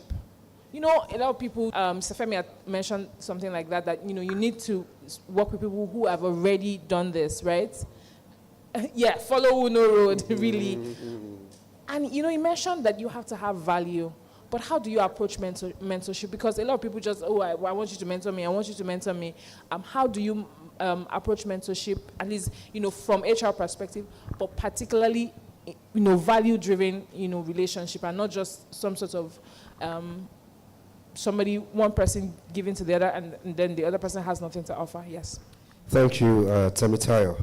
And thank you so much, Ayodeji, because I didn't know the questions that will be asked to the other panelists. When I saw this question, right, I had also planned to speak a little bit about networking. Her question was on mentoring, right? Mentoring upward. And everything Ayodeji has said, minus his formula, of course. I'm not copying his formula. Everything he has said about how important networking is was going to be my basis before I talk about mentoring. So I'll give you a real-life example, and I'll use I know we have about 10 speakers today, right? But the 4 of us, not the 4 musketeers, right? But the 4 of us, just chatting, right, innocently, we could see connections. Let me use myself as a point man. I was chatting with our DG. I could see he was the CEO of Red Africa. UBA was a place. So I've worked in different places. UBA holds a special place in my heart, and I'll tell you why. So in UBA, I know UBA and Red Africa, we do a lot. You see, I keep saying we, as if I'm still in UBA. So I found my missing half. Don't say, oh. I found my missing rib, right? It's not heart. In UBA, while I was working in UBA. So you can see there's already a connection, right? And we don't know what network we can build from there. I was discussing with Simi, the keynote speaker. Simi was giving examples of how he was reporting to the former CEO of NIBS, that was the DG of, acting DG of CBN, right? And that is a CEO that I hold dear to her. That's a CEO that, even when he was DG of CBN, our WhatsApp group, he would, I said DG, acting governor of CBN, our WhatsApp group, he would still be active. You understand? That is the connection. He worked, this VGG, right? He was in VGG, Simi said he was in VGG for about 4 or 5 years. The current chief of staff, I don't know if she's still the chief of staff, Ifeanyi Moye, is she still the chief of staff? Ifeanyi is my guy. We were classmates in secondary school, way back. Simi is a program manager at Microsoft. I told her, my very good friend that works at Microsoft, transitioned from Nigeria to the US, he just came back and we're kind of neighbors. He just came back with his wife, right? So that we can do Dirty December together. I see some soft connecting points. And how did we get to know this? Because we didn't just come here as speakers and kept idle. Let's focus on the goal, right? The way we say heaven is the goal. And we just come and do our job and leave. We connected, right? Naturally. Right? And there's a strong power in networking. I know my question is on mentoring. Simi spoke about how she had gotten jobs via referrals. I myself, I have never gotten, I've applied for jobs. I will not come here and lie to you, but I have never gotten hired. Right? I'm trying to put it well. I've never gotten hired from a job I applied for. I've worked in about maybe 7 places now, or 6, right? Everywhere I have worked, apart from my first job, NYSC, right? Everywhere I've worked, it was referrals. Even up to, he spoke about people under you. There was one of the sweetest jobs I did, right? It was the person that was reporting to me, and this is where I will now talk about mentoring. This is where I want to go into mentoring. It was the person that was reporting to me, and guess what? We bonded in a very special way, because there were so many things that should have not made us bond. He was, I think, 10 years older than me, right? He was my direct report, but he was older than me. For those that have managed people that are older than you, you should know how difficult that can be. But guess what? I made him feel that mutual respect was there. If you walk into the room and they don't say, okay, this is head of talent, you will not know. Do you understand? You wouldn't know. And it now got to a point where, sadly, because of some performance issues, this guy had to be let go. If you are a leader, you know that's a very difficult conversation to have. But because of the way we handled that conversation, how I made it look like, oh God, this is not the end of the world, and thankfully he's doing super well. Guess what? That same person was my referral point for another great role. Can you see someone that was reporting to me in my mind? Yes, and he said I let go, that the company let go. Right? Yeah, but I had to break that news as his direct boss and as HR. Right? I had to break that news. So guess what? He was older than myself, and this is where the mentoring comes into it. Let's understand the dots.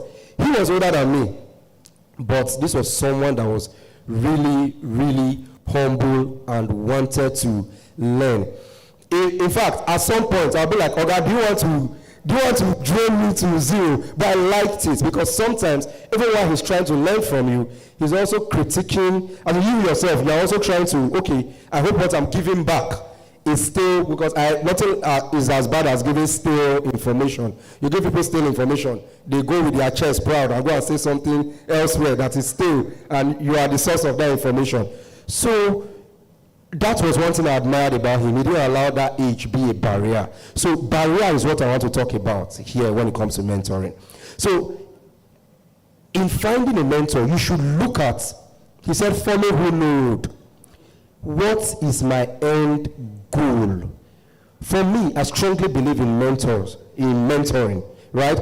I have a couple of mentors that know me, and I have a couple of mentors that do not even know I exist. Mentoring is not to, I sit down with Ayodeji and we're having a pep talk, he's advising me, go like this, don't go like this, or I sit down with me and he's advising me. I could, Victory, right? Victory or Temitayo could be my mentor without them knowing. How? The world is now a very global village. What's our nice gala name again? Omojo. Omo. Okay, Omo. Let me play safe with Omo. Omo was talking about how people come on LinkedIn, dropping inspirational, I don't like using that word inspirational, dropping thought-provoking comments, right, on LinkedIn. Why can I not just find, okay, I know Omo every week. Omo drops like 3 bombshells when it comes to IT project management. I've seen a couple of people here that I think we've had conversation, a couple of people that said they just started IT project management. Why can I not go there? I don't necessarily need to connect with Omo. I'm not saying don't collect Omo's phone number, she's here, milk the opportunity. But what I'm saying is, I don't necessarily need to know Omo personally. Her works can mentor me. And we all need mentoring. That is the real truth. If you are not lucky to have a mentor that you have sessions with, right, either within your office, because that's another thing I see us doing. Some people limit that mentoring scope to only their organization.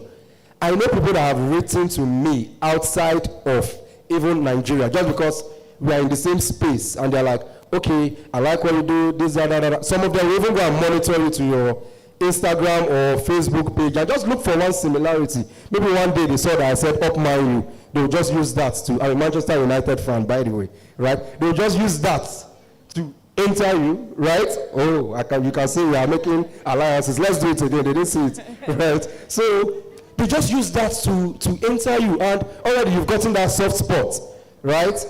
And then we start engaging. But guess what? Because I'm too busy, follow me road, me that I have something to give, and you that you want to take, who should have the responsibility of ensuring engagements happen? You can tap from the mentor. Who should have that responsibility? It should be you, the mentee.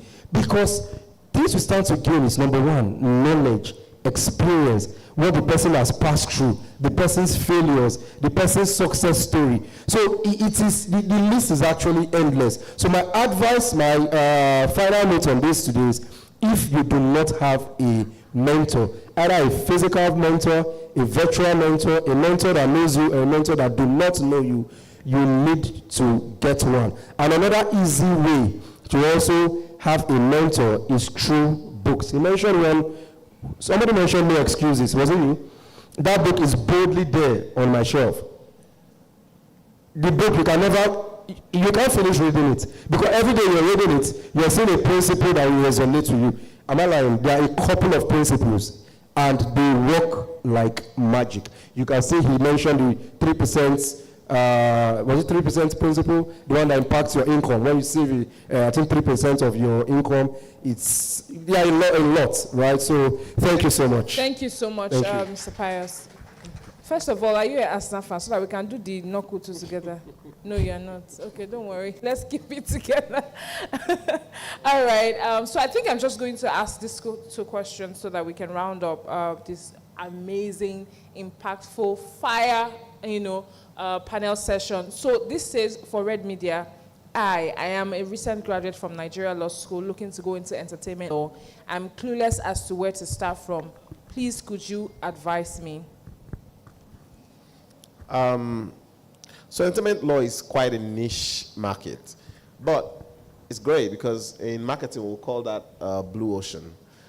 There are not a lot of people playing in that space. So we don't do entertainment law. We do entertainment marketing, but we don't do entertainment law. But what I would advise is this: there's some guy. And the way I found him, because I think, I always say this, he said mentoring. There's a way I have always built out my journey to success. It's simple. I read a book when I was 14. It's Tony Adams. I don't know if you guys know him. He wrote a book, Tony Robbins, Unlimited Power. It was actually the first one. Awakening Giants was the second book. The first book was Unlimited Power. Unlimited Power spoke a lot about modeling. Now, modeling is some form of mentoring, but without the person in the physical. So he says very simple, and it's a true law. If you do what Mr. Simi or Omot does, live their life, sleep the way they sleep, eat the way they eat, think the way they, not even think, drink the way they drink, talk to who they talk to, and write the kind of things they write, there's a high chance you end up with the kind of life they have. It's very simple. So when I'm looking for things and success stories, what I do is I find someone that I can tailor mine around and copy that. I'll give you another secret. I got my first job, my only ever employment. I left full-time employment after the first job. My first job post NYC, and there's a whole story there. I got my first job on LinkedIn. How?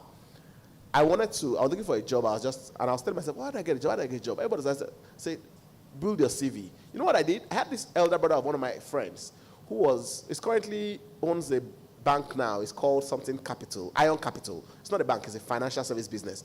But it's really big. But at the time, he was vice president of a bank in the UK. And I went on his LinkedIn page, and I saw the way he wrote it, and it was so beautiful. And I was looking at my own, and I was looking like, what's this thing you have? It is boy. So you know what I did? I took everything on his LinkedIn page. To today, if you check his LinkedIn page on my LinkedIn page, the same copy.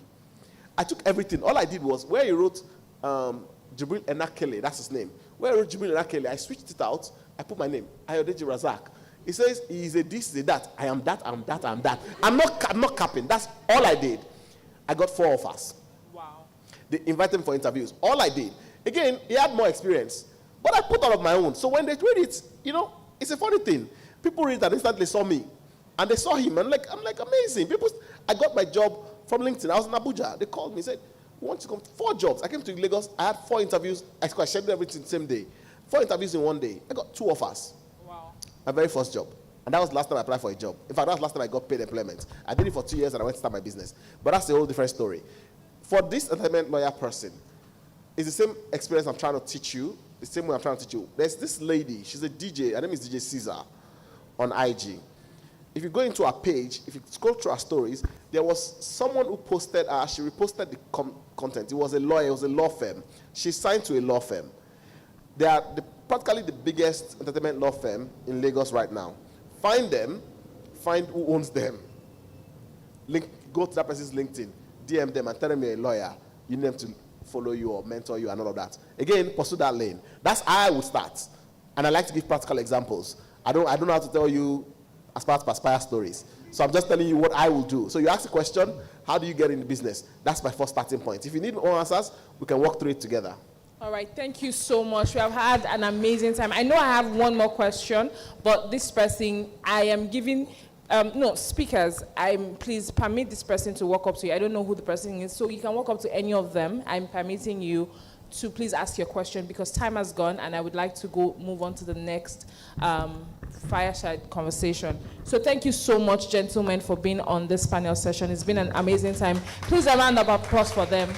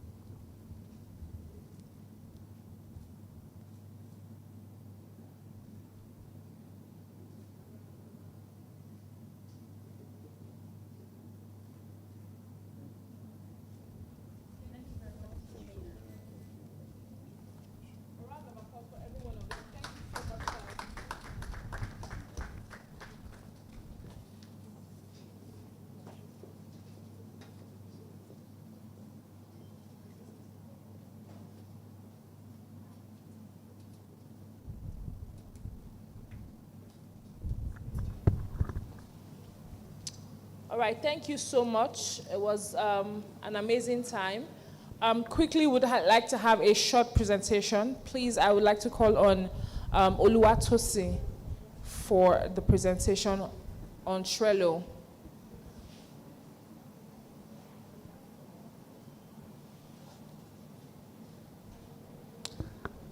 Miss or Mr. Oluwatosi? Okay. Okay, Miss.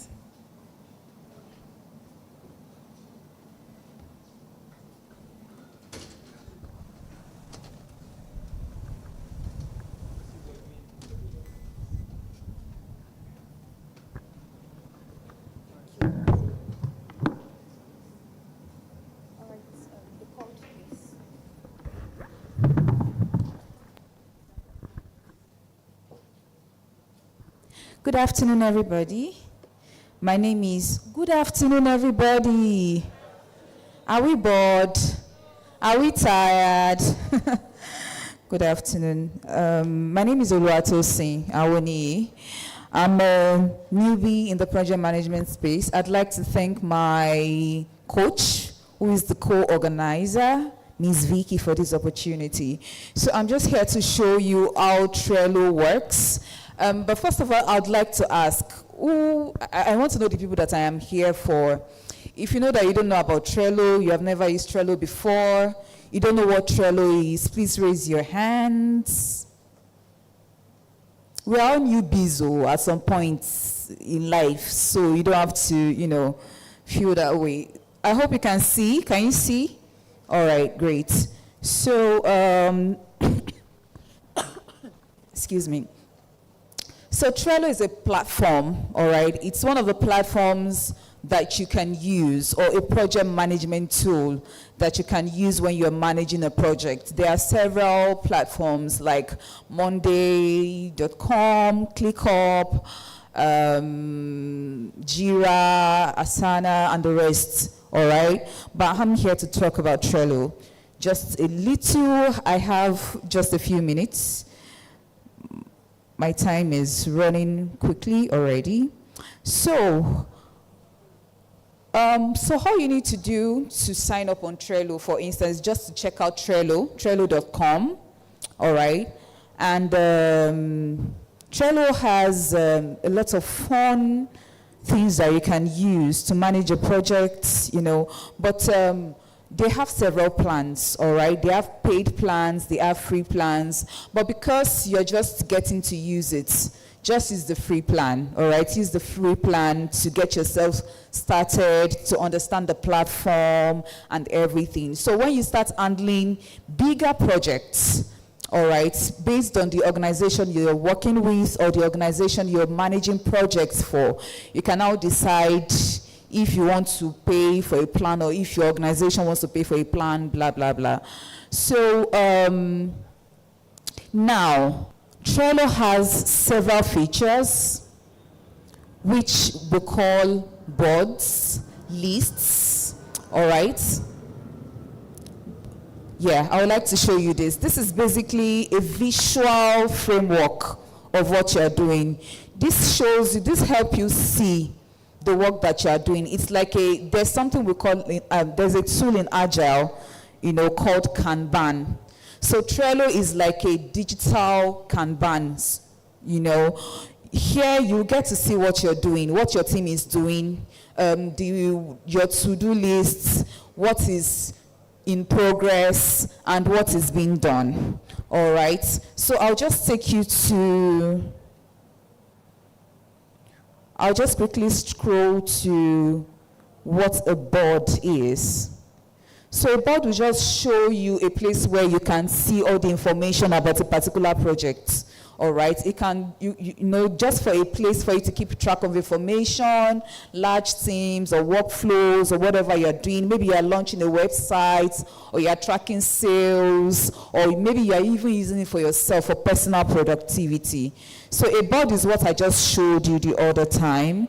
And then there is a list, all right? A list is where you have the to-do, the doing, the done, and under your list you have cards, all right? So it is these cards that you will note what you're doing. And it is this card that will help. I will show you what I'm talking about. I'm just trying to rush. This is like an introduction. And it is this card, like the smallest units of the board, all right? This is the card that you will be moving around. Like when you have done something, you move it to, like when something is under to do, you move it to doing. Then when you're done, you move it to completed or done, all right? So I'll just go straight to this particular project that I use for my practical while training.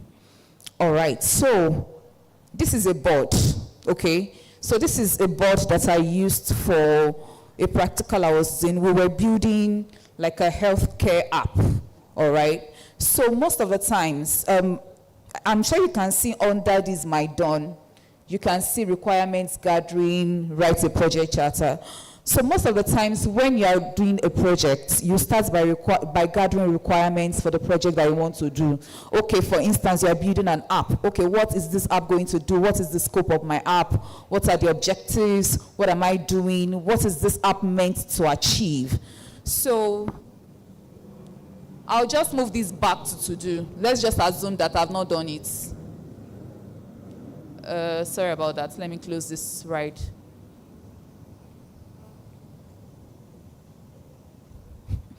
So basically, when you want to add something to your to-do list, oh, there's something that I jumped. Forgive me, I was just rushing. So to sign up on Trello, all you just need to do is sign up, all right? When you go to the home, when you come here, that is your home, the home page. All you need to do is sign up, all right? Like I said, there's a free plan. Start with that, and then just sign up. It's free, and then they'll take you through all the confirm email, all those things. Then after you're done signing up, you'll most likely see this, all right? What you will see something blank, all right? I've added like 2 points here. So right now, I wrote requirements gathering. I wrote write a project charter. So let me add, let's say you want to add something. You're working on a project, you want to add something. What you will do is add card, all right? Add card. So let me say what I want to add is organize maybe something as simple as maybe kickoff meeting, all right? So I'll just put it here. Kickoff meeting. Okay, I'm done. So if I click on it further, it will show me some details. It will show me some details. It will show me some members, labels, checklist, dates, attachments, and all of that. So under these members, I can add people. The people that are supposed to work on the project together, I can add them. They can see what is going on. I can decide to click on watch for this, even though I may not necessarily need it, because this is kickoff meeting. I may not necessarily need it. All right. So basically, that's how it works. So the moment I've done the kickoff meeting, for instance, I can just move it straight. Maybe we've done the kickoff meeting, everybody understands what the project is about and all of that. I can choose to move it straight to done, all right, because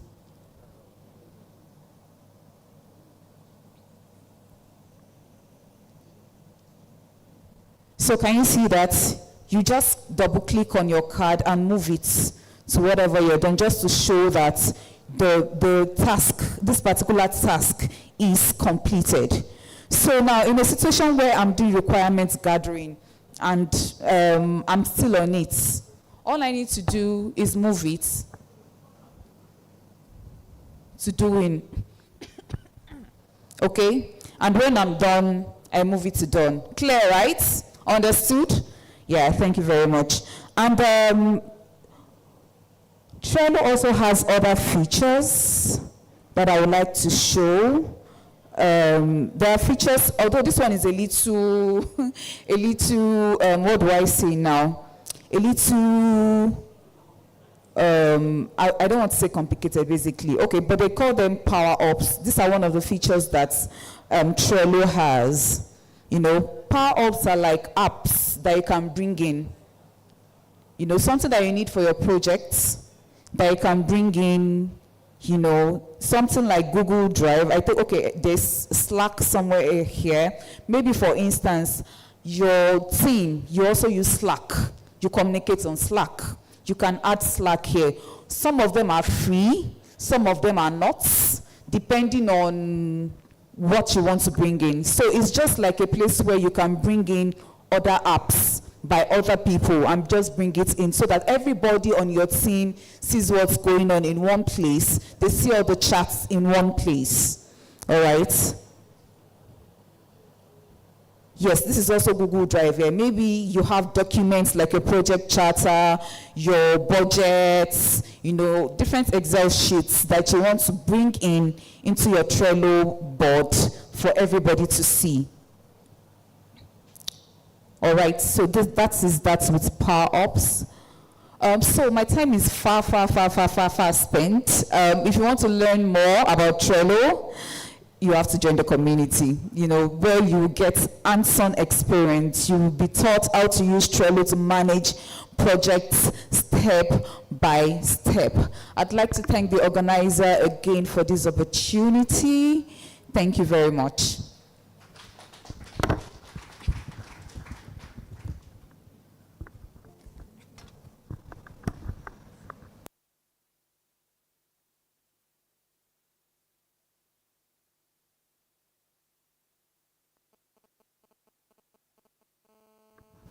All right, thank you so much, Ms. Tosin. All right, next up to also take us on a product presentation.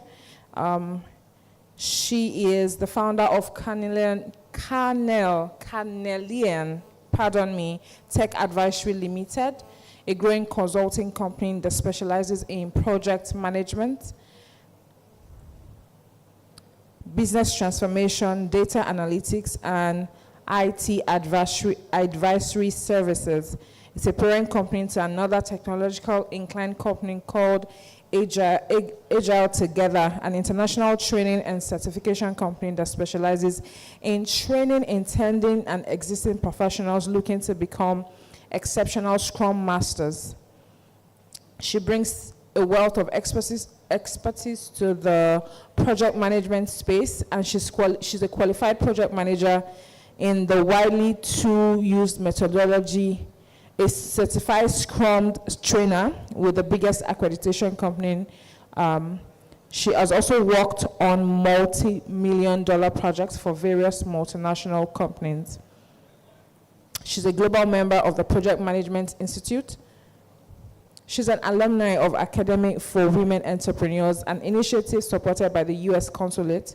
She's also an alumni of Female Founders Business School, which is in partnership with UK8 and UK Nigeria Tech. She's passionate about helping professionals and organizations to build a culture that adopts agile mindset while using the right methodologies and framework. Please, with a warm welcome, let's welcome Ms. Busayo Balogun.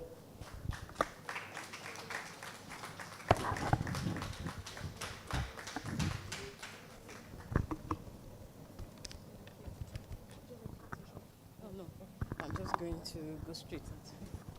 Okay, good afternoon, everyone. Sorry. Yeah. Okay. Yeah, thank you. First, I would like to thank Victory and the organizers of this event. Thank you so much for having me. Secondly, I would also like for you to give a round of applause for yourselves. I saw a meme the other day, and the meme basically said, 2023 basically said, but did you die though? Like, I know it's been really tough, like for some of us. Some businesses have had to, you know, endure or go through like harsh, you know, turbulent environments and harsh business environments. And I know that for some of us, you know, we've had to scale through all the hurdles of, inflation and whatever it is that is presently going on with the country. So well done, people, for still taking out time to come here and, pour into yourself and help yourself, develop more. So well done. Yeah, my name is Busayo Balogun, like the moderator rightly said. What do I do? A project management consultant and an agile coach. And what I do basically is to teach people that are looking, so it's like a two-edged sword. Like there's the part that handles project for organizations, and then there's the part that, helps professionals like yourselves that are looking to break into the agile space on how to, go about it. So basically what I'm here to do today is to give like an introduction to the agile space, basically. And before I go straight into that, I would like to know, so if you're here, or since you're all here, I need to know, like, have a feel of what my audience is like, right? So if you're a project manager here, please, can you raise up your hand? Okay, so like about 10% of your audience, basically, right? If you're an intending project manager, can you please raise up your hand? Okay. That's like a higher percentage. Okay, so now at least and if you're, how do I put it now? Still considering getting into project management, can you please put up your hand? Intending, I know it's basically the same as intending, but you still don't know where to go, right? Intending is, oh, I already know about project management. The awareness is there. I want to get into it. But the third category is those that do not even know what project management is about yet, and they want to know about it. Do we have any of such people here? Okay, so introduction to Agile, right? For me, I like to take things from the very basics, right? Because I believe that's how, I believe once the foundation is strong enough, it's easier to build on it, right? So I'm sure you've heard the word Agile from time to time from people. So what is Agile? Like, I'm sure you're like, what is Agile? I hear Agile all the time when it comes to project management. What is Agile, right? So for me, I start from projects. What is a project? A project is a temporary endeavor, right? Temporary in the sense that it has a start and an end date. I know one of the other speakers likened the project to being, life in itself at times. Like, do you understand? Life in itself is a project. You have a start and you have an end date, right? So it's a temporary endeavor, meaning it has a start and an end date, right? And you go into it in order to be able to get a unique result, right? So if what you're doing at the end of it, you're not getting a unique result, you're not carrying out a project.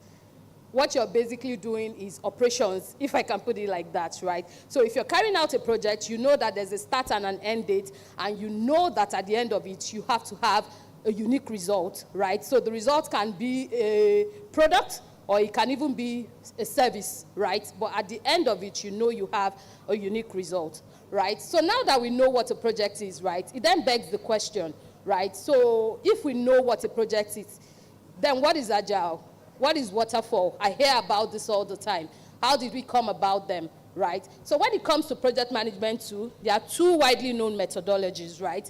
And the first is the waterfall methodology, which you will always see people refer to as maybe the predictive methodology. In some cases, they refer to it as the traditional methodology. And then you have the other methodology, which is the Agile methodology, right? So there's the Agile methodology, and that's how we have it, right? So you have the widely known one, which is waterfall, traditional or predictive, and then you have the Agile, which is also referred to as the adaptive methodology. So now that you know the two methodologies, right, you then begs another question, like, so what is Scrum, right? What is Scrum? Because that's something people also hear about a lot, and they want to know. So what is Scrum? Scrum is basically a framework under the Agile methodology. So when it comes to the Agile methodology, there are quite a number of frameworks that you have under it, right? So you have Scrum, you have SAFe, which is also known as the Scaled Agile Framework. You have Kanban. Someone came here and talked about Kanban the other time, right? You have FDD, which is feature-driven development. You have,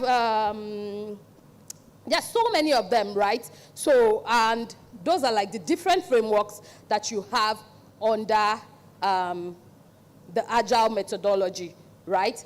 So now, the next question is then, now that we know what a project is, we know the two widely known methodologies, we know how we came about Scrum being a framework under the Agile methodology, why do we need Agile, right? Why do we need Agile?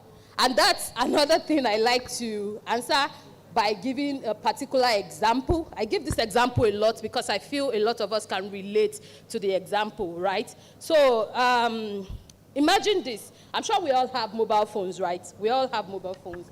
Yeah, so imagine this company, two companies, right? Company A and Company B, right? Company A is a mobile phone producing company, the same as Company B. Company B is also a mobile phone producing company. Both companies, they come together and they tell you, oh, I want to carry out a project. And in this project, I want to build a mobile phone. But the mobile phone I'm looking to build, you haven't seen the type before. This is Company A saying this to you.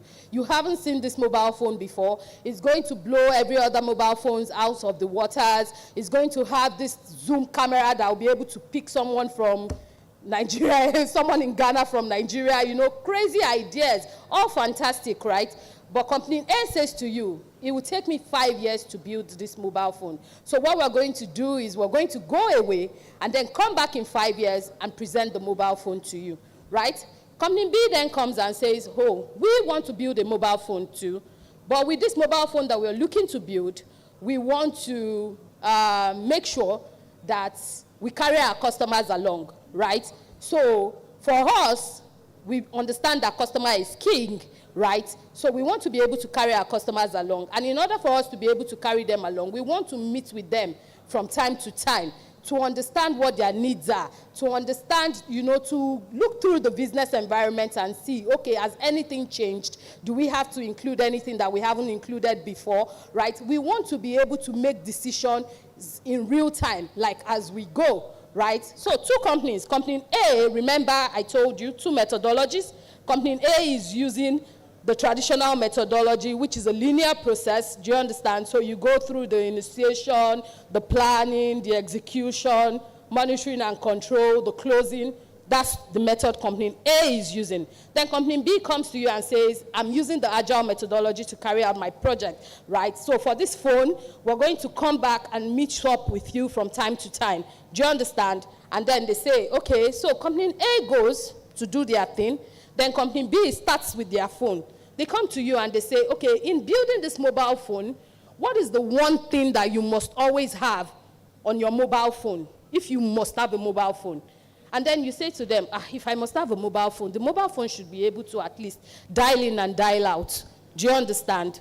At the basic, like, do you understand? And then Company B goes, they build the mobile phone that can dial in and dial out. They come back to you, they give you the mobile phone, right? You look through your mobile phone, oh, fantastic, I can dial in. Oh, I called this person the other day, this person called me. Oh, fantastic, fantastic. Then they come back to you to say, oh, we know you now have that mobile phone, but is there anything else you would like us to add to this mobile phone? Then you go and you say, okay, the phone can dial in, dial out, but I noticed that when people call me, I'm unable to save their contacts. Do you understand? So is it possible for you to do it in such a way that I can save contacts? Do you understand?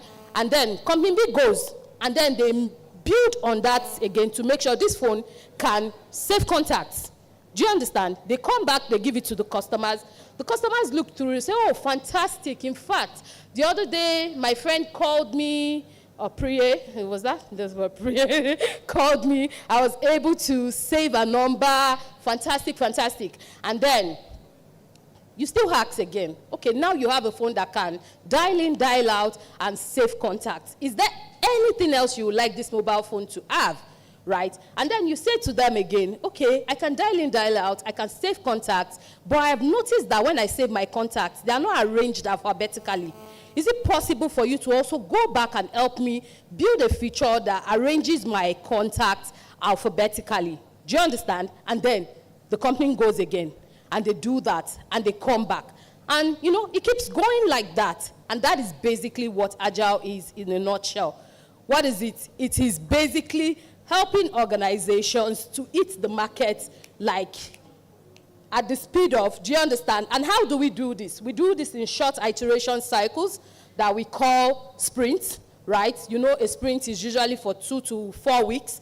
I'm not going to bore you with all that, right? So, and that's basically it in a nutshell. So now you know. When people come to you and they ask you, what is the project? You understand what the project is. Temporary endeavor, that means it has a start and an end date. And at the end of it, you have to have a unique result. When they come and they also ask you, what are the methodologies under project management? You also know, right? 2 widely known methodologies. There's a traditional, which is also referred to as the predictive, and then there's the agile, which is also known as the adaptive. When they say to you, do you know what Scrum is? Now you know, right? You also know what Scrum is. You can tell them, okay, Scrum is a framework under the agile methodology. Do you understand? When they ask you, explain to me how the agile methodology works, you also know, right? You can tell them with the example I've given you now that, oh, for the traditional, this is how it works, because it goes in a linear motion, which you have to go through the 5 processes and all that. It's not easy to make change. It's not, and with this one, you can do that. Do you understand? And that is what agile is in a nutshell. I hope you've been able to learn something today. All right. Okay, thank you all for having me once again. Thank you. Thank you so much, Ms. Busayo. I mean, I think the audience really enjoyed your session because I don't have to prompt them so much to give you a round of applause. Thank you so much. So quickly, and you know what they say about the last but not the least, final fireside chat for today. Amazing women, amazing panel session, amazing panelists, right? So quickly, I'm going to go through their humble but not humble profile. Give me a moment.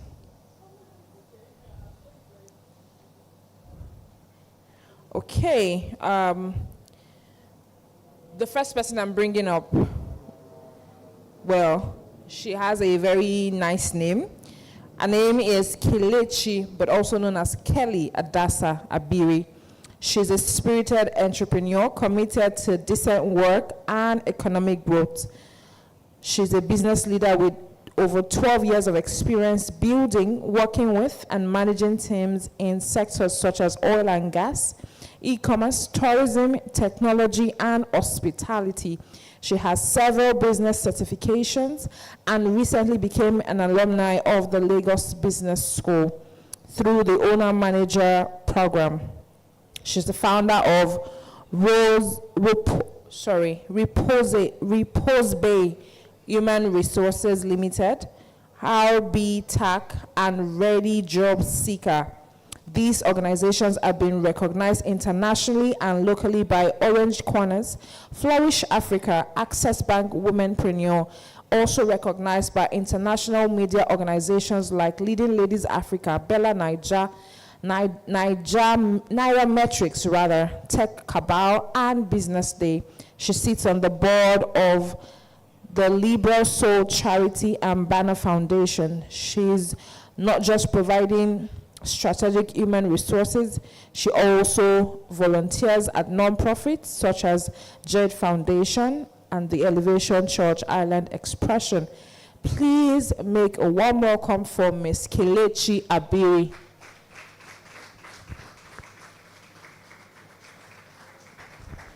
Thank you so much for coming in today. Next, it's a very interesting bio, and I'm looking forward to this conversation. She is one of Africa's foremost sex therapists, professional mental health practitioner, a clinical counselor with demonstrated experience in depression treatment, PTSD counseling, and human sexuality and dysfunctional behavioral treatment. She single-handedly took mental health counseling and psychotherapy from the backward traditional level to a more professional forefront, blending counseling skills with ethical values. With hundreds of articles and publications to her credit, She has worked with various multinationals, government, and non-governmental organizations across Africa in various capacity.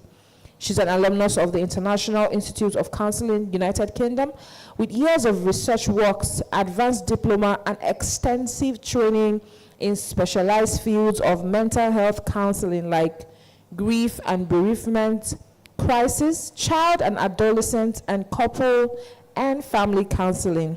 She has honorary doctorate degree in counseling from the Development Institute of Counseling, United States of America. She is the president of the Association for Counseling, Matchmaking, and Psychotherapy of Nigeria, and she's a member of numerous international organizations.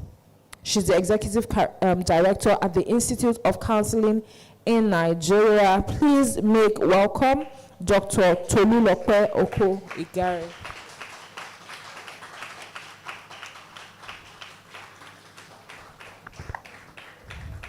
And to moderate this panel session is the founder and the visionary of Liberty Listen, also the founder of NERA, with over a decade of broad experience in the finance and investment industry.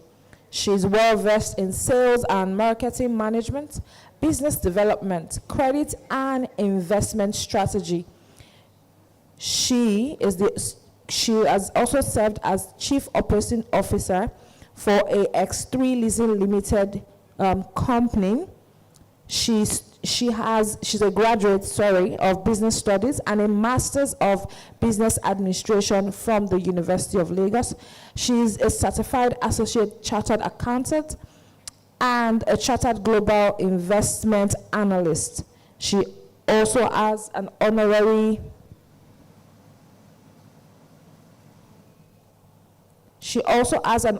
doctorate degree as Doctor of Finance from the Swiss School of Business and Management, Geneva, Switzerland, and has been awarded an International Outstanding Leadership Award from Uni-Caribbean Business School and an International African Quality Award from International Summit Leaders. Our economy has championed several small and medium enterprise finance, CSR projects, including Better Power, an interest-free loan scheme for women, Better Savers Club, an initiative to increase wealth through savings and investment. She has been featured in business newspapers, and she's an alumni of Academy of Women Entrepreneurs, a White House Department of State initiative designed to support women entrepreneurs with knowledge, network, and funding to start and grow their businesses. She's deeply passionate about using technology to innovate cutting-edge solutions that have never been implemented. With a warm welcome, please make welcome Dr. Ayokunmi Olugbemiro. So I apologize, she's not moderating the session. She's also a panelist, but moderating this panel session will be the very vibrant Ms. Tominsin Oremule. Can we have the technical guys help us with this, please? Thank you so much. Thank you so much. This fireside is called The Managers in the 21st Century. So I'm going to be asking Ms. Kelechi Abiri the first question. So the first question is, from your HR perspective, what are the key skills and qualities you look for when hiring project managers? Thank you so much for having me, Dr. Ayo and the Project Management Mixer team. And also thanks to my team members for showing up for me as well. So to answer this question, I would say it's a combination of soft and hard skills. A project manager, when it comes to soft skills, must have leadership. Self-leadership is also very important. So when we say leadership, most times we forget about self-leadership. You have to be self-motivated to learn, to improve, and to manage your time. The next soft skill is communication. So you're fostering collaboration across teams. So your communication must be on point. You must know how to communicate with your team and the cross-functional teams that are collaborating as well. And on the hard skill path, I would say the use of technology or technology tools, right? We had a lady here speaking to us about Notion, but not Trello. So also, apart from Trello, there's Notion, there's so many other tools, right? And what I've noticed is you can't come to the table nowadays without a proper knowledge of technology tools as a project manager. In fact, across most job functions, you must have a basic technology knowledge. But for project managers, you must go a step further to having the right knowledge and use of those tools to manage collaboration or to foster collaboration. Why I mentioned self-leadership as one of the most important soft skills to have is you can not learn how to use technical tools without self-management and self-leadership and self-motivation. It all starts with you. With my interview with Lydia a while ago, I said that it's always an inside job. It never starts from the outside, it starts from the inside. If you tidy up your insides, your mindset, your work ethics, if you tidy up those things, you can pretty much learn anything on a job. And you would be more attractive to any employer when they see that you have that adaptability and that dynamism to learn on the job. So as a HR manager, when I'm interviewing people for any role, and especially project management, I make sure that I see that that person can adapt easily and can manage themselves to a very large extent without being micromanaged. So these are very important factors. There must be a healthy mix of hard skills and soft skills to be able to thrive as a project manager. Thank you. Thank you very much. Can you put your hands together for her, please? So I'll be addressing the next question to Dr. Tolu. So I know that mental health is something that we talk about very well. Everybody's always saying, oh, my mental health, I'm stressed, and all that. So Dr. Tolu is here to answer certain questions on how we can manage our lives as project managers. So Dr. Tolu, I'll be asking you, how can project managers strike a healthy work-life balance, especially when faced with tight project timelines and high-pressure situations? Thank you very much, and thank you to Dr. Ayo, to Kelechi, to our moderator, and thank you to every one of you that showed up as well. This looked to me like something that is going to be global, and I congratulate you for being a part of it from the beginning. So I think you should clap for yourself. So I'm to talk about how you should balance your work and your life. But I just hope I will be able to convince and not confuse you, because I might not even speak in the language that you might, be used to, but I'm just going to break it down. When we talk about work-life balance, it simply means how you manage your time at work, and how you manage your your time personally. So maybe your leisure time, your time with family, how you manage that. So the amount of time you are spending with yourself and the amount of time you are spending at work. But so I'm to talk to you on how you can balance that when you have targets to meet, right? So for me, I would say there is nothing like work-life balance. For us as mental health specialists, we believe that life and work happen hand in hand. Imagine somebody that has suicidal ideation, and you are saying, manage the time you are dealing with that when you are home, and then when you come to work, concentrate on your job. If you have suicidal ideation, you are not going to hang it at the gates when you are walking into the office. You are going to sit in front of your laptop and be dealing with your project, and your suicidal ideations will sit down there with you and be dealing with you. So that's why we don't believe in work-life balance. So what should you do in this situation is to understand, in fact, let me just start by understanding yourself. Understand mental health. For so many of us, I mean, we are doing better now in Nigeria, but for so many of us, we just feel like, mental health, I mean, people are not saying that anymore anyway, but people are not saying mental health is madness, right? But people are thinking mental health is mental illness. Mental health is not mental illness. Mental health is not mental disorder. Every one of us, as you are sitting and you are looking at me, we all have mental health. Mental health is a spectrum, right? So I'm looking at time and I don't want to talk too much, but let me just say this, that if you are managing a project, where you are on the mental health spectrum determines how you can handle your stress, how you can meet your target, how you can deal with all of the problems. You see, there could be two people that are managing the same project that is so demanding, that is probably causing you a lot of stress, and two of you are reporting to, maybe you are reporting to a difficult project manager. And one person is walking into the office and feeling like, you know what, I'm doing my best, I'm putting in my best, I'm making sure that we are meeting these targets. And then he's walking towards the project manager and is having conversation normally.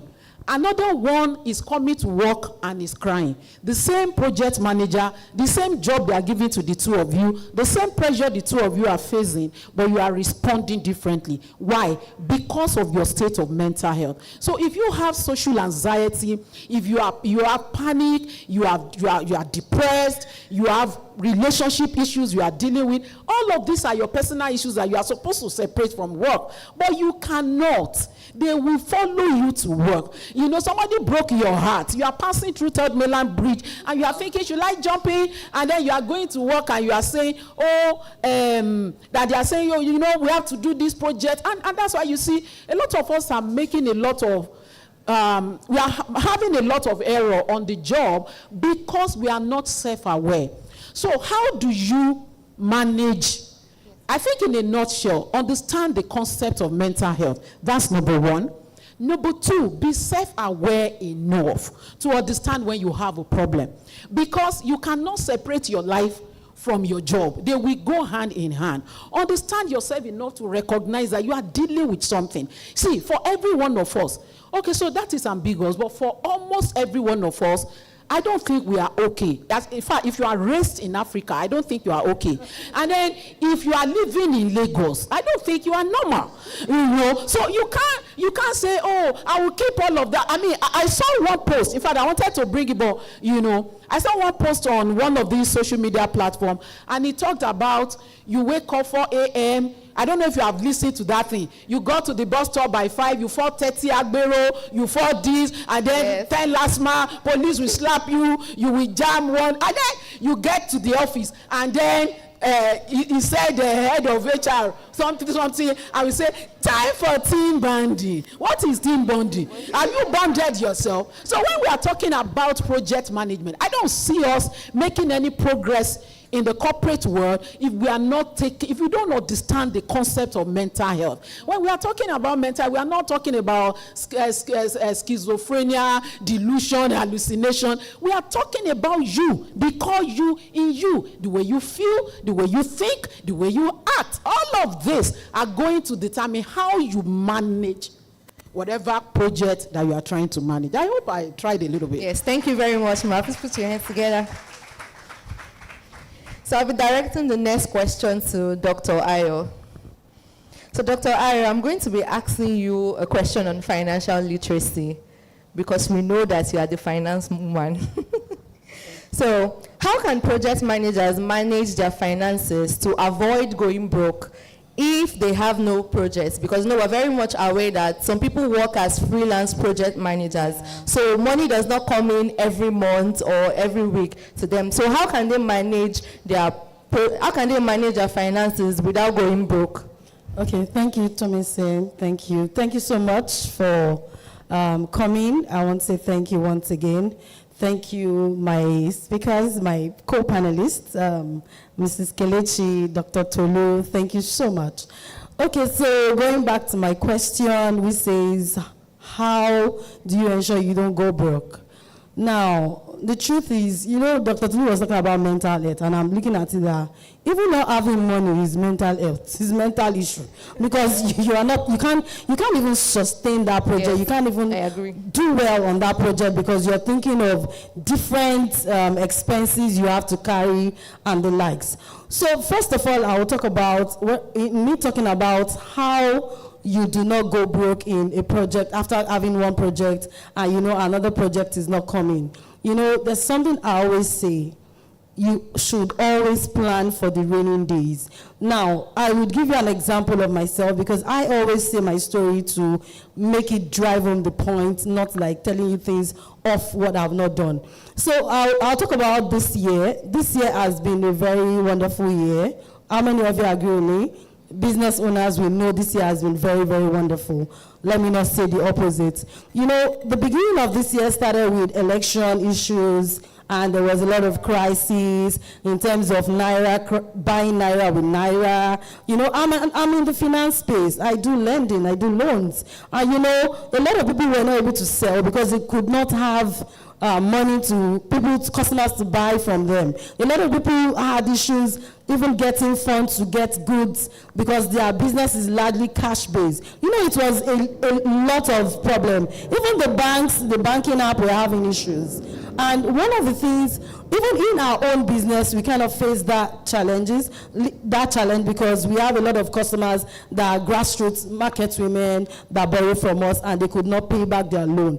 Now, what saved the business was reserve, saving for the raining day. So as a project manager, you do a project this month, the next 3 months a project is not coming and you immediately go broke. My brother, my sister, the only way to do is when that one project comes, don't spend it all. Have reserve. In accounting, we call it reserve. If you prepare balance sheet, they'll tell you you have a reserve account. Your reserve account is when you make a whole lot of profit, you don't spend everything. You keep some for days where business will not be as usual. And you can now take that money from the reserve bank and be able to take care of your operating expenses, take care of your staff. Because we have reserve, I was able to continue running the business, running the operation of the business, paying my staff salary without owing. So as a project manager, you need to have proper planning. What exactly is my cost? What do I need to... What is my expense for the month? What is core? What is necessary and not what you want? So you will not say that because you got a project of 2 million naira and the next thing is you're thinking of buying iPhone 15. You don't know if you're going to get another project in the next 3 months. So what you need to do is look at your necessity, which is your clothes, food, and shelter, and take care of that. The remaining, have a place to save it. For the raining days, have a place where you can keep the money, save the money in the... I don't advise people to save money in the bank because it depletes, it doesn't increase. Save in a platform like Naira where you get interest on your savings. So save your funds, keep it somewhere, and do your budgeting allocation. I'm going to spend 100K this month. The next month, I'm going to spend another 100K out of these 2 million. The next month, and you'll be shocked that before the year runs to an end, or before the 6 months, you've not gotten another job. You are staying afloat, and people are saying you are shining, and they're not telling you that you are going through sakpa. They're not saying that, I'm part of people that are looking for money and broke. It's not like you're not working. You're working, but you didn't do proper planning. So one key thing, have a proper plan, save, and have reserve. Do not finish spending your money. Another project may not come. COVID-19 came. A lot of companies went under. A lot of businesses went under because of COVID-19. Because nobody saw it coming. As a project manager, you plan for the unexpected, you plan for the worst. Mrs. Funke Buckner talked about it. Plan for the worst. What is the worst that will happen? If I don't get another project in the next 1 year, will I be able to survive with this little I have and manage myself to the end of time? You have to have those plans at the back of your mind. In so doing, nothing will catch you unaware as a project manager. Nothing would catch you surprise, nothing will be strange to you, and you would stay afloat, and your finances will be doing well, basically. So I think that's it. Thank you very much, Ma. Can you put your hands together for her? So if you have questions, please put them down and give them to the ushers. Over to you, Mrs. Kelechi, again. So with the rise of remote work, almost everyone wants to do remote or hybrid. So with the rise of remote work, how do you assess a candidate? How do you assess a candidate's competence to ensure that this candidate can actually do the job? Because sometimes during the process of the interview, you might not see the person physically. You might just be hearing them. You might say, oh, there's no light here, or the network is bad, I can't put on my camera. So how do you assess a candidate's competence during the hiring process? Okay, please. When you're doing an interview, let your camera not be off. Let your camera not be off, and let your internet be good. First of all, can we just agree that that's very important? Do we all agree? That village people can come and capture your internet. Yes, we bind them. Really, really, really pray that your internet is good. Why I'm saying this is because talent is now global. We don't have anything like local talent again. Yes. Because anybody can reach out to you to work for them from anywhere in the world. So you have to present yourself with that global mindset at all times. You're not just working for a Nigerian company. You can work for anybody. People are working for companies as far as Australia, 9 hours difference, and they're making it work. They're bringing in results. So I'm not one of those people also that would say, oh, Nigerians should not jackpot or Nigerians should not work. I think immigration or migration or anything we want to call it has been happening since. My parents left the village and came to Lagos, right? Yes, that's part of migration. Exactly. So we should, as much as possible, what will I say, like encourage that global mindset at all time. You can work for anybody. So when a person is interviewing you, I want to stress on this interview part. When a company is interviewing you, they know that Nigeria has its challenges, right? But don't present yourself like the world is on your shoulder, like you are in the worst country in the world. Fine, we have power outage, we have internet epilepsy, or what would we call it? Yeah, but what you should do is start by managing yourself like a project. You see, you're a project manager. Manage your life like you're managing a project. Have that, like Dr. Ayo said, save for the rainy day, but have that plan for the rainy day. If you need to get out of the house to go and attend an interview, do that. If you need to get out of the house to work for the company you're working for, to be able to access light, please do that. Go the extra mile and put yourself out there. So your question on how you assess them from. So as a HR manager or as a HR consultant, what we do is we do a lot of simulation tests, scenario-based questions, right? We don't want you to just tell us, oh, I can use Jira, I can use Notion, I can use Trello. We want you to practically use those things, right? We put you in a simulation test. We put your skills to the test. We don't want to take just your word for it. We want to see your problem-solving skills. We give you problems to solve practically. And a lot of people are adapting this method to see people solve problems practically. Because when we look at it, we have more and more people these days that don't have a problem-solving mindset. And so when you see that candidate, or when you interview that candidate that has that problem-solving mindset, you are blown away as an interviewer. At all costs, even when a company tells us, oh, we can't afford, we try to convince them that, look well, talent's not the outside, we have few talent, right? So we have to make sure that as project managers, we position ourselves in such a way that we are attractive to an employer. First of all, virtual work, remote work is here to stay, right? No, it's not going anywhere. It's not going anywhere. It's always, funny enough, it's always been existing, but COVID-19 now amplified it, and it's not going anywhere. So as much as possible, remember I said self-management, I said self-leadership. You must show yourself worthy to be part of a team that is global, that is virtual, that is remote. It starts with trust. What can your employer trust you with at that point in time? Do they need to micromanage you to get the best out of you? Remember that as a project manager, you are supposed to be managing other people, managing their time, managing their effectiveness and their productivity. So if you're not productive by yourself, if you're not a productive person, you cannot go that step further to managing those people that you're supposed to manage.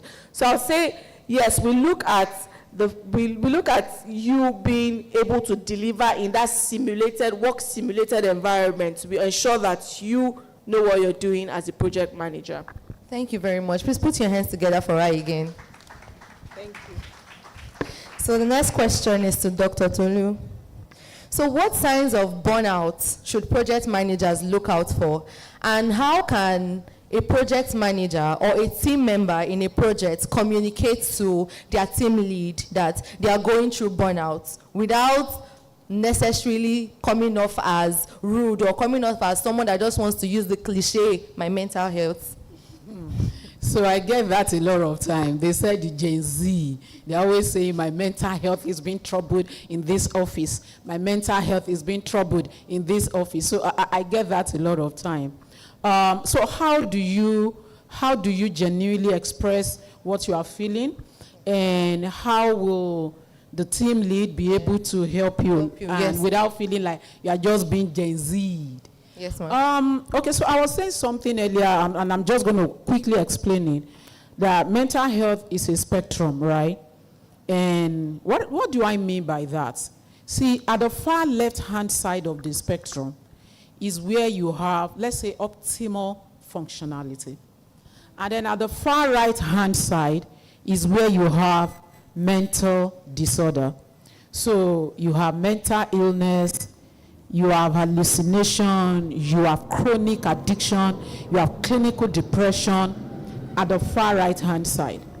Now, every one of us, as project managers, as workers, as employees, as leaders, we're always moving on that spectrum. It is either you are facing the left-hand side, you are moving towards optimal functionality, or you are facing the right-hand side, you are moving toward mental illness. When you get to the end of the right-hand side, you are going to need medication to function. So if you are trying to explain to your team leader you are going through something, and you are at that point, the right thing they should be thinking about is to take you to a psychiatric, right? Now, but the thing is, if I look at our environment, I don't even want to delve into it, because if I delve into it, you will know how unwell you are, and that is not an insult. Like from growing up in an environment where you are always watching your back, how will you not develop paranoid personality disorder? Or from growing up in an environment where you cannot ask mommy why, how will you not have low self-esteem?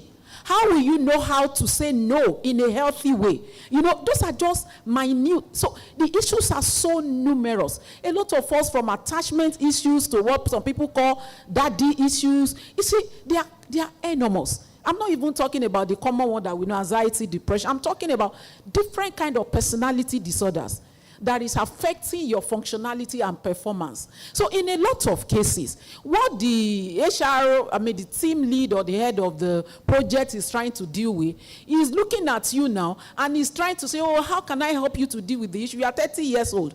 The thing that is causing your problem was the rape that happened to you when you are 7 years old. What will your team lead do? What will she do? So on that spectrum, so I'm just trying to expose you to a lot of issues that we are dealing with. And in a lot of cases, these issues are in your subconscious, directing your behavior. Don't forget, mental health affects the way you think, the way you feel, and the way you act. When these things are in your subconscious, so I'm sure a lot of you project managers, the tech people, you know about hardware. It's like a hardware. It's in your subconscious, telling you, when you walk into the office, you should not look at people. You should not know how to say hello. When they are telling you, when you sit down in the midst of people, you should be shaking. When you are like the difficult person in the office, in fact, some of you, everything they are saying, it's not getting to you. Now, so I'm just trying to expose you to different kind of issues which I can't deal with. But the point is, on that spectrum, like I said, It is either you are facing the left-hand side, you are moving towards optimal functionality, but if I look at our background, our upbringing, the level of ignorance around mental health, I just see maybe 1, 2, 3 facing here. Everyone is facing here. Like I look at Africa, I just see multitude facing towards. That's the way I picture it. It's a matter of whether you are going to get to mental illness before you die. But on a daily basis, you are just there. So if you are talking about and expressing what you are feeling, in a lot of cases, you don't even know what is troubling you. You don't know what you are feeling. So you can't even express it, not to talk of your team leader helping you to express it. So does it look like a hopeless situation, right? The point I want to make about the spectrum is how you see, it is not what is stressing you. It is not the stress that you are facing that is your problem. It is the way you respond to the stress. And the way you respond to that stress is the state of your mental health. So if you don't have a functional mental health, what is messing with people? If you have a functional mental health, everybody in your office can be in disarray. You will just be there. They will be wondering, are you not part of us? Why are you not being, this thing it won't affect you because you are in charge of your emotions. You are in charge of the way you think. You are in charge of the way you feel, and you are in charge of the way you act. So, how you are going to be able to even be aware that you have a problem depend on the state of your mental health. How you are going to be able to communicate even the problem depend on the state of your mental health. And how the team leader is even going to be able to help you depends on the state of your mental health. So what should we do? Please, it's back to the first the first solution. Be aware. Go through a journey of self-awareness. Sometimes you wake up in the morning and then you just feel like you are just cranky. You just wake and then you are angry. And then you are walking to the other person, Kelechi, what's up? You're like, excuse me, I'm not in the mood. And then another day, you walk in, even when they are not greeting, you're like, what's up now? And you didn't even ask yourself, why was I cranky yesterday? Why was I happy today? You didn't think about that. Every one of you should ask yourself, who am I? Why do I act the way I do? What drives me? What motivates me? Why are you in a relationship where somebody is messing with your head so much you cannot even leave? Why are you in an office and you are the only problem in that office? Something is wrong with you. Please, go and find yourself. If you don't find yourself, you're going to be troubling the team lead. There's nothing they can do. That's why I said, in answering my question, I just hope I will be convincing and not confusing you. So what should you do as a corporate organization? I will just say, in a nutshell, every corporate organization should cultivate should have a mental health culture. See, I run the Institute of Counseling in Nigeria, and that's what we do. We go about moving from one corporate organization, and they will say, oh, we have a psychiatrist, we have HMO. We're like, that's not what we are talking about.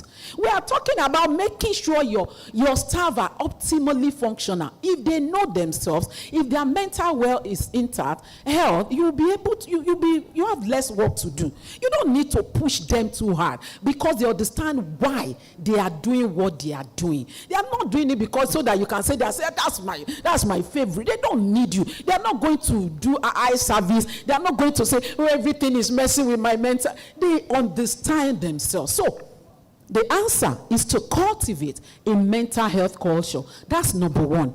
And then number two is to look for some, we call it self-therapy, coping mechanism that you can use for yourself. And in fact, that is taking me out of that question. But in a nutshell, to answer that question is, when there is a mental health culture, mental health is not so easy to explain, but I'm trying. When there's a mental health culture in your office, if you are walking into the office, and I see Kelechi, good morning, how are you? I'm not going to say, Kelechi, how are you? No, I will stay with you. Kelechi, it won't take me 30 seconds. Good morning. How are you? You know what we do? Kelechi, how are you? How are you? It's a question. Kelechi could be depressed. Kelechi could be anxious. She could be thinking of the presentation she wants to make. And then Kelechi could tell me, Tolu, I don't know, I'm so anxious. But I'm not going to stop and ask you that question the right way if we don't have a mental health culture. You are not going to answer me. You will tell me, you think I will go and tell the HR. If we don't have a mental health culture. So if there's a mental health culture, you'll be able to, maybe all I have to tell you is, Kelechi, you are up to the task now. Maybe I saw you last week when you did that presentation, you did it well. That alone could help you to solve the problem. So when there's a mental health culture, you are walking past somebody, you notice that this person, there's a way she comes into the office and greets everybody. And then she just comes in and just don't bone. And you say, oh God, good money. So what's good about the money? And then you're like, you will be able to record. I think something is wrong with. So you can see when there is a mental health culture in an organization, you see differently, you hear differently, you can see, you can. So even as a team lead, you can sense all of those things before the person even walk up to you. And you as a person, you can also recognize that you have a problem. I hope I've been able to convince and not confuse. Very much. So I'm going to be asking Dr. Ayo the final question. So I'm sure we're all aware, or we know, that project managers are not finance experts, right? Please answer me. Project managers are not finance experts, right? They can be. However, they have to do things with regards to budgeting, cost control, and all. So I'm going to be asking Dr. Ayo a question in that area. So Dr. Ayo, how do project managers understand budget management? You know, it's very important for them to understand how to budget and all. So how can they properly handle costs and ensure that projects stay within budgets? So at the end of the day, they don't enter BC. They don't enter debts. Thank you very much. Let me see again. Okay, so I've been seeing signal that my time is up, so I'm very brief on this.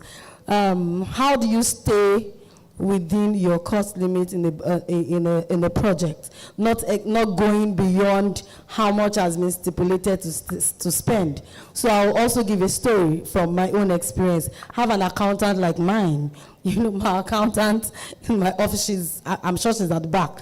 You know, when we set budget for the year and this is what we're going to do, so even if there are emergencies, when emergencies come up and I say, oh, we need to do this, or maybe there's a program that can put us in the limelight and I say, we need to spend money on this, she will tell me, boss, no. She has the power to say no. And I'm like, let me to beg Vicky. Vicky would not give me money. You know, so I gave this illustration so that you can understand how you can stay within your cost, your budget. When you have that plan, when you already know that this is how much you want to spend, you've had that plan, you know, plan also for emergencies, plan for surprises, plan for unexpected event that might come up in the project. Give allowances when you're running the project or when you're managing the project. Give allowances for surprises that will come up. When you've done all those and you go back to your budget, you go back to what you've written down, this is how much I'm spending for this, and you know, opportunity and things come up again that you have to do to ensure that project is successful. You have to go back to the drawing board first and see that, can I afford this cost? Can I go ahead with this project? And you have to know how to say no. Learn to use your no very well. When you have a cost that has been dedicated for a project and you've done all these things prior to that time and something comes up and say, oh, we just feel that this